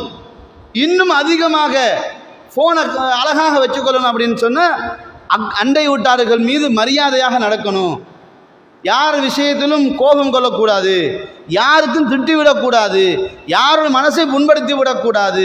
இப்படி பல விடயங்களை நாங்கள் எப்படி ஃபோனை வந்து பாதுகாக்கிறதுக்கு கவர் போடுறோம், பெக் கவர் போடுறோம், அதே மாதிரி டெம்பர்ட் கிளாஸ் போடுறோம், இதெல்லாம் போட்டு பாதுகாக்கிறோமா இல்லையா? ஒரு ஃபோனுக்கு எவ்வளோ பெரிய ரிஸ்க் எடுக்கிறோம். இந்த ரிஸ்க்கு உடஞ்சி போகிற ஃபோனுக்கே இவ்வளவு தூரம் எடுக்கிறோம்னா நாளை மறுமையில் நம்மளை கூட நிறுத்தாடக்கூடிய ஈமானுக்கு எவ்வளோ கஷ்டத்தை நம்ம மேற்கொள்ளணும். அப்போ இவர் என்ன பண்ணுறாரு, தன்னுடைய ஈமானுடைய பலவீனம் தான் இது, நான் தன்னை சொல்லுகின்றவர் நாஃபக்க ஹன்லலா அப்படின்றாங்க. ஹன்லலா முனாஃபிக்காகி விட்டார் என்று ரொம்ப பெரிய மன உளைச்சல் அவருக்கு. அதை சொல்லும்போது அபூபக்கர் சொல்கிறார்கள் ரலியல்லாஹு அன்ஹு, எனக்கும் அப்படித்தாப்பா இருக்குது அப்படின்னாங்க. எனக்கும் அப்படித்தான் இருக்குது. இப்போ ரெண்டு பேருமே ரசூலோட வராங்க பஞ்சாயத்துக்கு. அல்லாஹ்வின் தூதர் அவர்களே வரும்போது கூட இப்போ முன்னாடி அபூபக்கரோட பேசினார்ல, பேசிட்டு கூட சைலண்டாக வந்திருக்கணும்ல, அங்கேயும் வரும்போது ஞாபகம் வர்றாரு. அப்போ ரசூலா கேட்குறான், என்னையா பிரச்சனை உனக்கு? அல்லாஹ்வின் தூதரே, உங்களோட இருக்கும்போது நீங்கள் சத்தியத்தை சொல்லும்போது, ஏகத்துவத்தை சொல்லும்போது, சுவர்க்க நரகத்தை சொல்லும்போது ஈமான் அதிகரிக்கிறது. அதுவே வீடு வைத்து பொண்டாடி புள்ளியில் பார்த்தோம்னா சரண்டு குறைஞ்சிருது. இது நிஃபாக்குத்தனம் இல்லையான்னு கேட்காங்க. நபிகள் நாயகம் ஸல்லல்லாஹு அருமையான ஒரு செய்தியை சொன்னார்கள். ஈமான் நிலையாக நிற்குமாக இருந்தால், இந்த ஈமான் பில்டிங் மாதிரி நிலையாக நிற்குமாக நின்றால் மலக்குமார்கள் உங்களை கட்டி அணைத்து முஆனக்கா செய்வார்கள். ஈமான் கூடும் குறையும் தன்மை கொண்டது. கூடும் குறையும் தன்மை கொண்டது என்பதற்காக நாசமாக்கி விடக்கூடாது. குறையும் போது கூட்ட வேண்டும். அதை ரசூலுல்லாஹ் சொன்னார்கள், என்ன, இத்தகில்லாஹ ஹைசுமா குந்த, இத்தகில்லாஹ ஹைசுமா குந்த. ஈமானை நாங்கள் உறுதிப்படுத்துவதற்கு பலப்படுத்துவதற்கு ரசூலுல்லாஹ் சொன்ன ஒரு வார்த்தை, இத்தகில்லாஹ ஹைசுமா குந்த. நீ எங்கே இருந்தாலும் அல்லாஹ்வை பயந்து கொள். பாத்ரூமில் இருந்தாலும் அல்லாஹ்வை பயந்து கொள்ளத்தான் வேண்டும். அதனால தான் பாத்ரூமுக்குள்ளுக்கு போகும்போது பிஸ்மில்லா, அல்லாஹ் பெயர் சொல்லி நுழைகிறேன். அல்லாஹும்ம இன்னி அஊது பிக மினல் குபுஸி வல் ஹபாயிஸ். யா அல்லாஹ், கெட்ட ஆண் பெண் ஷைத்தானின் தீங்குகளை விட்டும் உன்னிடத்தில் நான் பாதுகாப்பு தருகிறேன். அது ஈமான், அது ஈமான். தூங்கும்போது ஈமான் வர வேண்டும். நான் ரெஸ்ட்டு தானே தூங்குறேன், தூங்கும்போது ஈமான் வேண்டும், உது செய்ய வேண்டும், அவுராதுகளை ஓத வேண்டும். அதே மாதிரி இல்லற வாழ்க்கை என்றாலும், கணவன் மனைவி வாழ்க்கை என்றாலும் அதிலும் துஆ இருக்குது. அந்த துஆ ஓத வேண்டும், அதுவும் வணக்கமாகிவிடும். அப்போ ஈமானை புதுப்பிப்பதற்கு இஸ்லாம் எல்லா விதமான மேத்தமெட்டிக்ஸையும் நம்ம ஃபுல்லாக சொல்லி தந்திருக்கு. எல்லாமே எல்லாத்தையும் கணக்கு போடுறோம்ல, ஈமானை பாதுகாப்பதற்கும் இஸ்லாம் கணக்குகளை நிறைய சொல்லி தந்திருக்கிறது. அப்போ எல்லா விதமான வழிகளையும் சொல்லி தந்திருக்கிறது. அப்போ ஈமான் எப்பொழுதும் நிலையாக நிற்காது. ஆடை இத்து போவதை போன்று ஈமான் இத்து போகும். அதை புதுப்பிக்க வேண்டும், அதனை புதுப்பிக்க வேண்டும் என்பதை நாங்கள் புரிந்து கொள்ள வேண்டும். அதே மாதிரி நபிகள் நாயகம் ஸல்லல்லாஹு அலைஹி வஸல்லம் அவங்க ஈமானை புதுப்பிப்பதற்கு ஒரு துஆவை அடிக்கடி ஓதிக்கொள்வார்கள். என்ன துஆ? அனஸ் இப்னு மாலிக் ரலியல்லாஹு அன்ஹு சொல்லக்கூடிய ஹதீஸு, பல செய்திகள், பல அறிவிப்புகளூடாக வரக்கூடிய ஹதீஸு. ரசூலுல்லாஹ் ஒரு துஆவை அடிக்கடி கேட்பார்கள். எப்படி? அல்லாஹும்ம யா முகல்லிபல் குலூப் சப்பித் கல்பி அலா தீனிக். அல்லாஹும்ம, யா அல்லாஹ், முகல்லிபல் குலூப், உள்ளங்களை புரட்டக்கூடியவனே, உள்ளங்களை புரட்டக்கூடியவனே, சப்பித், இஸ்பாத், சப்பித், உறுதிப்படுத்துவாயாக, கல்வி, எனது உள்ளத்தை, அலா தீனிக், உனது மார்க்கத்தில் எனது உள்ளத்தை நீ நிலை பெறச் செய்வாயாக ரப்பே என்று நபிகள் பெருமானார் ஸல்லல்லாஹு அலைஹி வஸல்லம் அடிக்கடி துஆவை கேட்பாங்க. அதே மாதிரி அல்லாஹும்ம யா முஸர்ரிஃபல் குலூப், உள்ளங்களை திசை திருப்பி விடுபவனே. புரட்டுதல் வேறு, திசை திருப்புதல் வேறு, ரெண்டுக்கும் டிஃப்ரெண்ட் இருக்கா இல்லையா? பராட்டாவை புரட்டி போடுறோம், தோசையை புரட்டி போடுறோம். அதே சமயம் டெப்பை திருப்பி வைக்கிறோம். டெப்பை திருப்பலாம் தானே, திருப்பி வைக்கிறோம். அது அல்லாஹுடைய தூதர், யா முகல்லிபல் குலூப், உள்ளங்களை புரட்டுபவனே, யா முஸர்ரிஃபல் குலூப், உள்ளங்களை திசை திருப்புபவனே, ஸர்ரிஃப் கல்பி அலா தாஅத்திக், என் உள்ளத்தை உனக்கு கட்டுப்படுவதில் திருப்பி வைப்பாயாக என்று ரசூலுல்லாஹ் கேட்பாங்க அடிக்கடி. அப்போ இந்த துஆவை கேட்டுக்கொண்டிருக்கணும். ஆயிஷா நாயகி கேட்குறாங்க, அல்லாஹ்வின் தூதர் அவர்களே, எதற்காக வேண்டி இந்த துஆவை நீங்கள் அடிக்கடி நீங்கள் கேட்க வேண்டும்? ஏன் கேட்குறீங்க? சொல்றாங்க, வகுல்து, நான் ரசூலோட சொன்னேன், யா ரசூலல்லாஹ், ஆமன்னா பிக்க வபிமா ஜிஅத பிஹி, உங்களை நாங்கள் அழகாக நம்பிக்கை கொண்டிருக்கிறோம், நீங்கள் கொண்டு வந்த குர்ஆனை நம்பிக்கை கொண்டிருக்கிறோம்.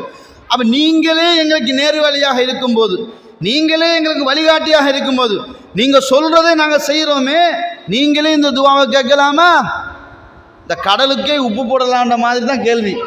நீங்களே இந்த துவாவை கேட்கலாமா?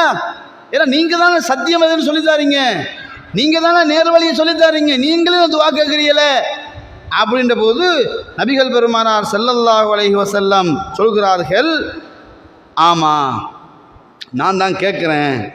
ஏனென்றால் இன்னல் குலூப பைன அசாபி, அதாவது இன்னல் குலூப பைன அஸ்பைனி மின் அசாபி அர் ரஹ்மா அசாபி அல்லாஹ். ரசூலுல்லாஹ் சொல்கிறார்கள், ஒவ்வொரு ஆதமினுடைய உள்ளமும், அது ஆணாக இருக்கட்டும் பெண்ணாக இருக்கட்டும், பணக்காரனாக இருக்கட்டும் ஏழையாக இருக்கட்டும், ஆலிமாக இருக்கட்டும் ஆலிம் இல்லாமல் இருக்கட்டும், மௌலவியாக இருக்கும் மௌலவி இல்லாமல் இருக்கட்டும், யாராக இருந்தாலும் ஆதமினுடைய பிள்ளைகளுடைய உள்ளம் அல்லாஹ்வினுடைய 2 விரல்களுக்கு மத்தியில் வைக்கப்பட்டிருக்கிறது. 2 விரல் மத்தியில் வைக்கப்பட்டிருக்கிறது. யுகல்லிபுஹா கைஃப யஷா, ரவாஹு திர்மிதி. யுகல்லிபுஹா, அந்த உள்ளத்தை அவன் புரட்டி விடுவான். கைஃப யஷா, அவன் எப்படி விரும்புகிறானோ அப்படி புரட்டி விடுவான். அதனால நான் பயப்படுறேன். ஏன்னா சுப்ஹானல்லாஹ், நபிகள் நாயகம் ஸல்லல்லாஹு அலைஹி வஸல்லம் சொல்கிறாங்க, என்ன தெரியுங்களா? சுவர்க்கத்துக்கு ஒரு மனிதனுக்கு உள்ள தூரம் ஒரு முழம், இவ்வளோதான் தூரம். தவறி விழுந்தாலும் சுவர்க்கம்தான், ஆனால் அவன் நரகம் போகிறான் என்று சொன்னார்கள். அதே இடத்தில் ரசூலுல்லாஹ், ஒரு மனிதன் நரகம் போவதற்கு ஒரு முழம் தான் இருக்குது, இவ்வளவுதான், தடுக்கி விழுந்தாலும் நரகம்தான், அவன் சுவர்க்கம் நுழைகிறான். காரணம் விதி முந்தி விட்டது என்றார்கள். எனவே நமது விதி எப்படின்னு நமக்கு தெரியல, நம்ம ஈமான் எவ்வளவு தூரம் இருக்குதுன்னு நமக்கு புரியல. ஆனால் அல்லாஹ்கிட்ட நம்ம அடிக்கடி துஆவை கேட்க வேண்டும். அல்லாஹ்வுடைய தூதரே இந்த துஆவை அடிக்கடி கேட்டார்கள் என்றால் நாம் எவ்வளவு தூரம் இந்த விடயத்தில் பயப்பட வேண்டும்.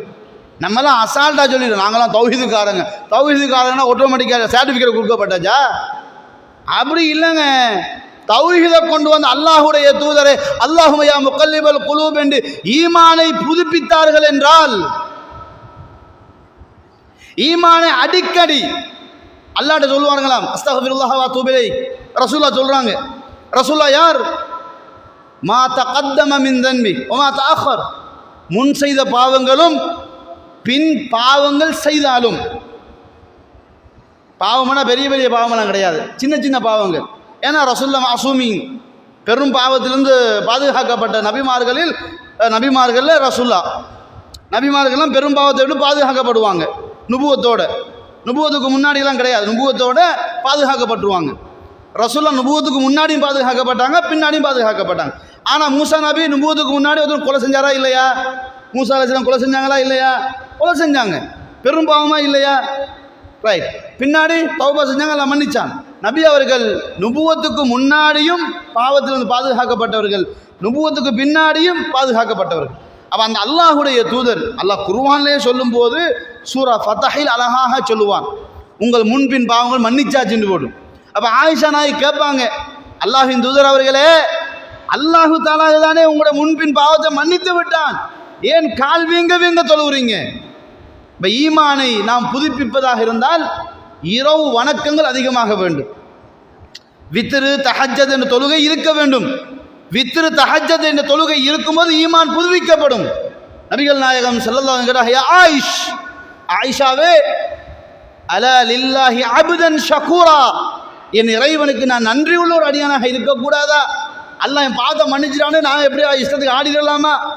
என்ன அல்லாஹ் மன்னிச்சானா அதுக்கு நான் ஒரு நன்றி உள்ள ஒரு அடியானாக இருக்க வேண்டுமே என்று நபிகள் பெருமானார் ஸல்லல்லாஹு அலைஹி வஸல்லம் கால் வீங்க வீங்க தொழுவாங்க என்று ஆயிஷா அம்மையார் சொல்கிறாங்க.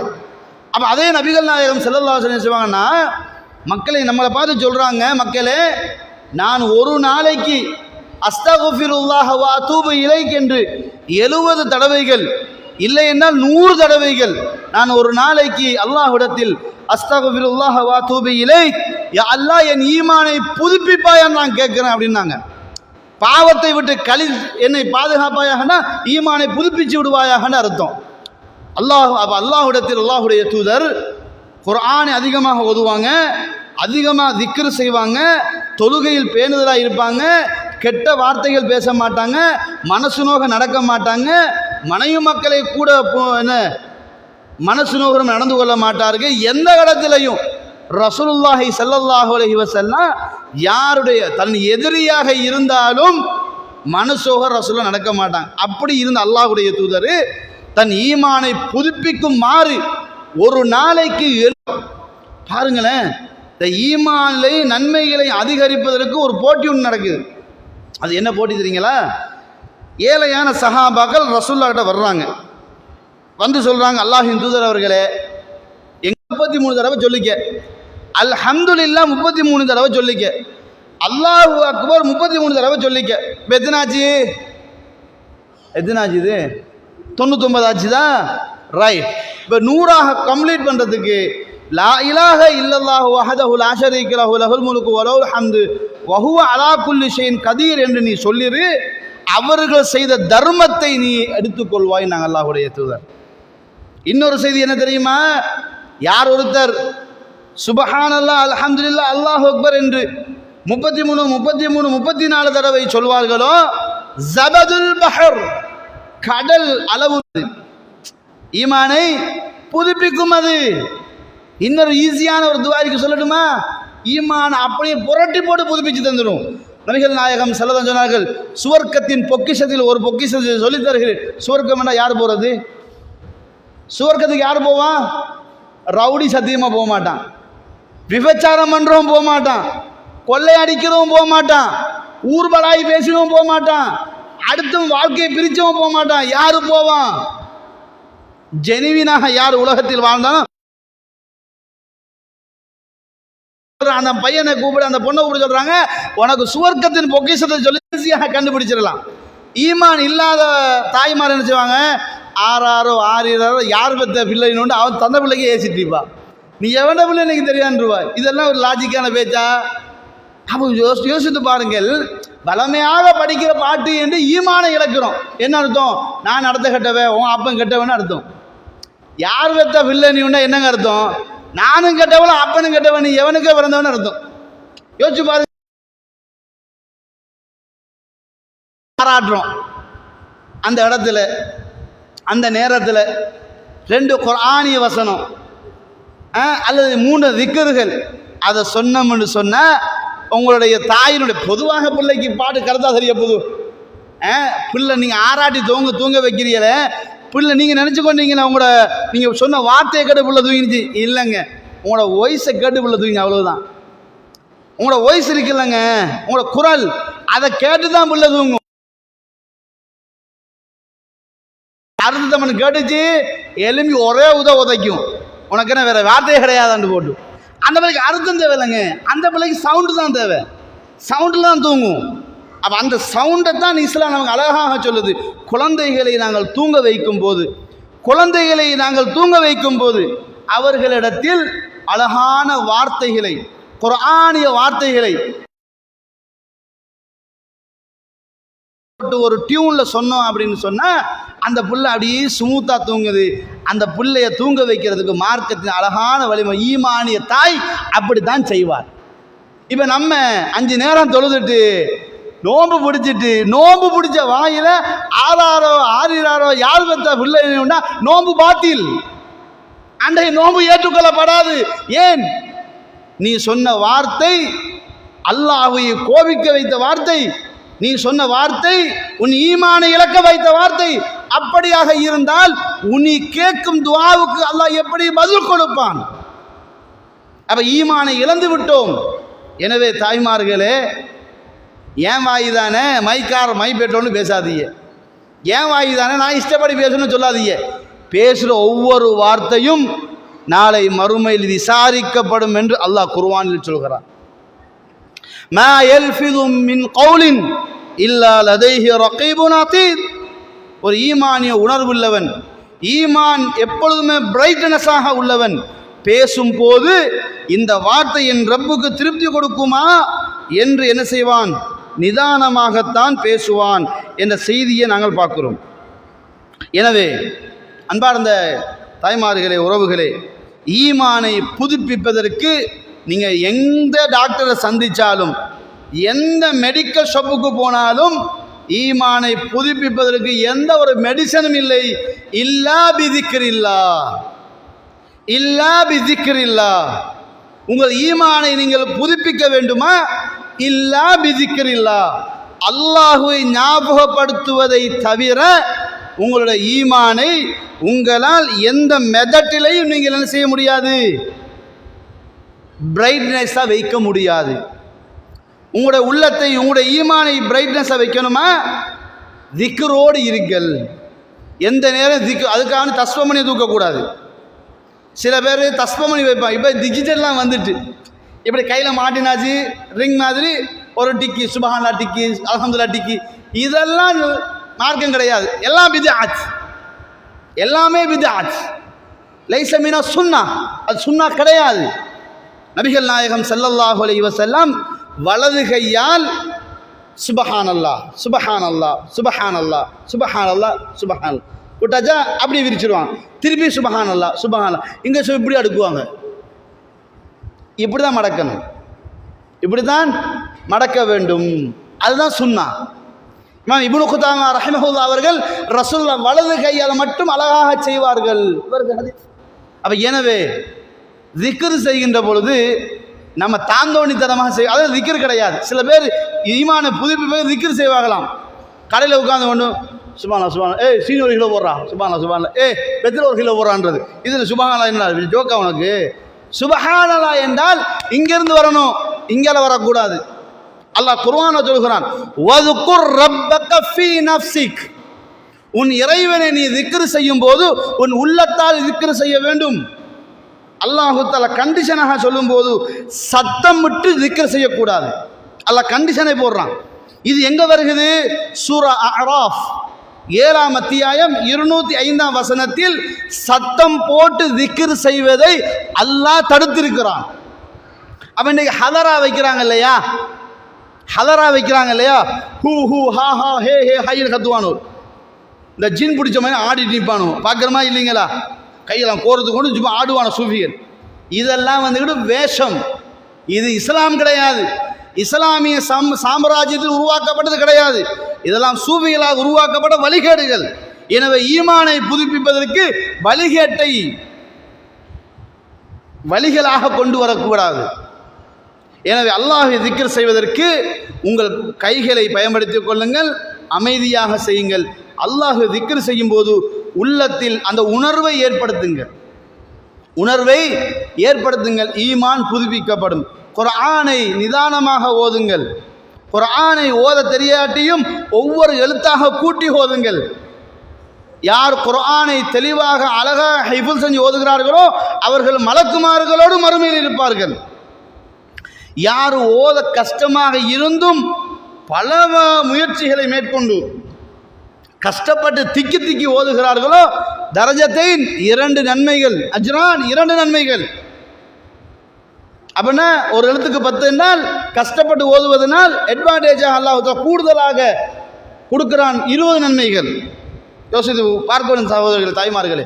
எனவே ஈமானை புதுப்பிப்பதற்கு இன்றைக்கு இருக்கக்கூடிய மீடியாக்களோ, இன்றைக்கு இருக்கக்கூடிய ரேடியோக்களோ, இன்றைக்கு இருக்கக்கூடிய ஃபோன்களோ நமக்கு ஒரு காலமும் ஈமானை அதிகரிக்காது. சில விடயங்கள் அதில் கேட்கிற, குர்ஆன் ஓதும் போது கேட்போம், பயான்களை கேட்போம். என்றாலும் ஷைத்தான் அதில் இருந்து எங்களை திசை திருப்பது அதிகமான வழிகள் இருக்கின்றன. அதனால் குர்ஆனை மேக்சிமம் பார்த்து ஓதுங்கள். ஓதவே தெரியாதவர்கள் சீரியலை ஃபோன்களில் கிராத்தை போட்டு நிதானமாக கேட்டுக்கொண்டு இருங்கள். ஓதத்தான் தெரியாது, இந்த கேட்டுக்கொண்டிருந்தாச்சும் நன்மை இருக்குது. ஆனால் அதே டைம் கிராத்தை போடுவாங்க. சுபஹானில் சில பேர் கிராத்தை போட்டுருவாங்க, சூரா பக்ரா போட்டு அவங்க உட்கார்ந்து செய்வாங்க, பாட்டில் பேசிக்கொண்டிருப்பாங்க.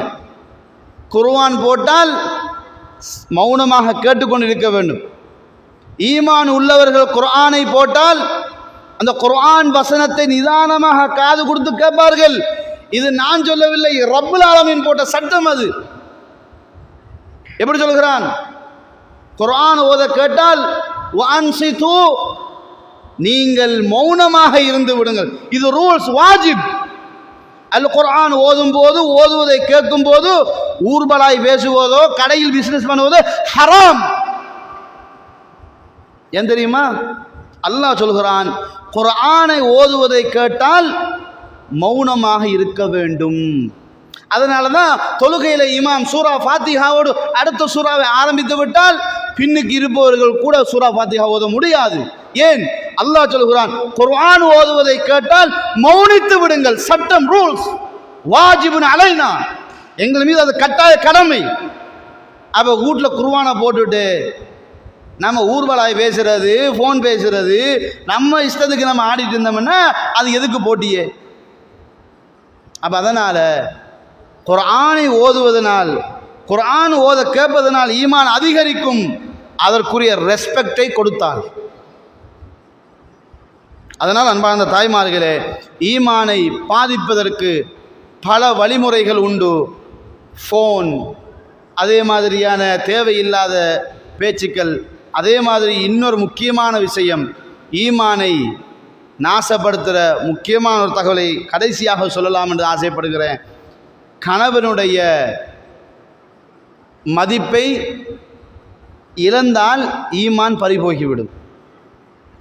கணவன், கடைசியாக நான் சொல்கிறேன், ஏன்னா எல்லாம் சொல்கிறேன், எல்லாம் பொன்னாடி புரிஞ்சோம் பயம் பண்ணிட்டு போகிறாங்களே, நீங்களும் அப்படி தான் முடிக்கப்படான்னு கேட்க வேணாம். உங்களோட ஈமான், நீங்கள் தொழுதாலும் நீங்கள் நோன்பு பிடித்தாலும் இந்த விடயத்தில் கரெக்டாக இல்லை என்றால் உங்களோட ஈமான் சரிந்து போய்விடும். அதுக்காக தான் கடைசியாக சொல்கிறேன். நபிகள் நாயகம் ஸல்லல்லாஹு அலைஹி சொன்னார்கள், எந்த ஒரு பெண் தன் சொந்த வீடு அல்லாத வேறொரு வீட்டில் தன் மேலாடையை கலட்டி வைத்தால் அல்லாஹு தஆலாவுடைய பாதுகாப்பில் இருந்து அந்த பெண் ஒதுக்கப்படுகிறாள். அவ என்ன, புருஷனை சண்டை பிடிச்சி நானா வீட்டுக்கு ஓடிடுறது, புருஷனை சண்டை பிடிச்சிட்டு அடுத்த வீட்டுக்கு போய் உட்காந்துடுறது, நடக்குதா இல்லையா? புருஷனை சண்டை பிடிச்சி உம்மா வீட்டுக்கு ஓடிடுறது, நடக்குதா இல்லையா? திருமணத்துக்கு பின்னாடி நீங்கள் தாய் தந்தையருக்கு மரியாதை செலுத்தணும், ஆனால் கட்டுப்படணும் கணவனுக்கு மட்டும்தான். நானா செகண்ட், வாப்பா செகண்ட், உம்மா செகண்ட், அங்கே முன்னுக்கு கணவன் மட்டும்தான். ஏன் தெரியுமா? கணவன் வீட்டில் இருக்கும்போது கணவன் அனுமதி இல்லாமல் சுன்னத்தான நோன்புகள் பிடிப்பது ஈமானிய பெண் அல்ல, பிடிவாதக்கார பெண், ஹவாரிஜிய சிந்தனை கொண்ட பெண். சுன்னத்தான நோன்பு பிடிப்பதாக இருந்தாலும் கணவன் அனுமதி எடுக்க வேண்டும். அப்போ இஸ்லாம் எங்கே தூக்கி வச்சிருக்கு பார்த்தீங்களா? இன்னொரு செய்தியை பாருங்க. ரசூலுல்லாஹ் சொன்னார்கள், அல்லாஹுவை தவிர உலகத்தில் யாருக்காச்சும் சுஜூது செய்யலாம் என்று இருந்தால் இஸ்லாமிய பெண்களுக்கு நான் ஏவி இருப்பேன், அவர்களுடைய கணவனுடைய காலில் விழுந்து சுஜூது செய்யுமாறு. அவ எங்க உயர்த்தி வைக்குது? கணவன் அனுமதி இல்லாமல் உம்மா வீட்டுக்கு போகவே மேலாது, கணவன் அனுமதி இல்லாமல் கடைக்கு வெளியேறி போகவும் முடியாது. அவர் அனுமதி வேணும். அவர் அனுமதி கொடுக்க மறுத்துட்டாரா, அதை நீங்கள் திருப்தியாக ஏற்றுக்கொள்ள வேண்டும். இப்போ கணவர் சொல்கிறாரு, நீங்கள் கேட்குறீங்க, ஏங்க இன்றைக்கு சாயங்காலம் அம்மா வீட்டுக்கு போவோமே, சொல்கிறாரு இன்றைக்கு போக முடியாது. அத்தோடு முடிச்சிடணும். உங்கள் அம்மா வீட்டுக்கு போவிய, உங்கள் பாப்பா வீட்டுக்கு போவிய, உங்கள் தாத்தா வீட்டுக்கு போவியெல்லாம் கேட்கக்கூடாது, அட்வான்டேஜ் எடுக்கக்கூடாது. கணவர் சொல்கிறாரு இல்லை இன்றைக்கி போக முடியாது அப்படின்னா நம்ம சைலண்ட் ஆகிடும், அவ்வளோதான், ஒன்று அடுத்த பேச்சு கிடையாது. ஏன் தெரியுங்களா? ரசூலுல்லாஹ் சொன்னார்கள், ஜன்னத்துக்கி ஓ நாருக்கி, உன் கணவன் தான் உனக்கு நரகத்துக்கும் தருவான், உன்னை சுவர்க்கத்துக்கும் தருவான். நாங்கள் அப்போ அதனால் நம்ம ஈமான் உள்ள ஒரு பெண், ஈமான் இருக்கிற ஒரு பெண், ஈமானோடு வாழக்கூடிய ஒரு பெண் தன் கணவனுடைய வார்த்தையை மீறி நடக்க மாட்டாள், அல்லாஹ் ரசூலுக்கு மாற்றமாக ஏகாத வரைக்கும். சொல்வார், ஏய் எங்கள் நானோட கத்தம் அங்கே போனால் போகக்கூடாது.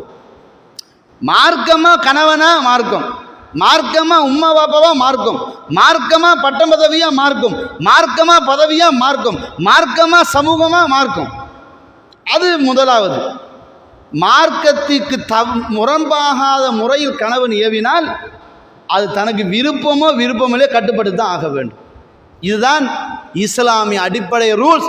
அவ ஈமான் உள்ள ஒரு தாய் தன் கணவன் மார்க்க அடிப்படையில் தன்னை வழி நடத்தும் போதும் அவன் விரும்பாத விடயத்திலும் நாம் அதிகமாக அவரை போஸ்ட் பண்ணக்கூடாது. இதுதான் மார்க் நமக்கு ஈமானை பாதுகாப்பதற்காக தந்திருக்கக்கூடிய வழிவகைகள். எனவே அன்பார்ந்த தாய்மார்களே, இதுவரைக்கும் உங்களிடத்தில் ஈமான் பலகீனப்படுவதற்கான சில காரணங்களையும், ஈமான் பலகீனப்படும் போது அதை புதுப்பிப்பதற்கான சில காரணங்களையும், ஈமான் எங்களை விட்டு கலண்டு செல்லக்கூடிய சில ஆபத்தான முடிவுகளையும் நான் உங்களுக்கு எச்சரிக்கையாகவும் உபதேசமாகவும் சொல்லியிருக்கிறோம். எல்லாம் வல்ல அல்லாஹு தஆலா எதை சத்தியமாக புரிந்து கொண்டோமோ அதை வாழ்நாளில் நடைமுறைப்படுத்தக்கூடிய வாக்கியத்தை தருவானாக. ஹாதா இல்மி வல் இல்மு இந்தல்லாஹ் வஸ்தக்ஃபிருஹு இன்னஹு ஹுவல் கஃபூருர் ரஹீம்.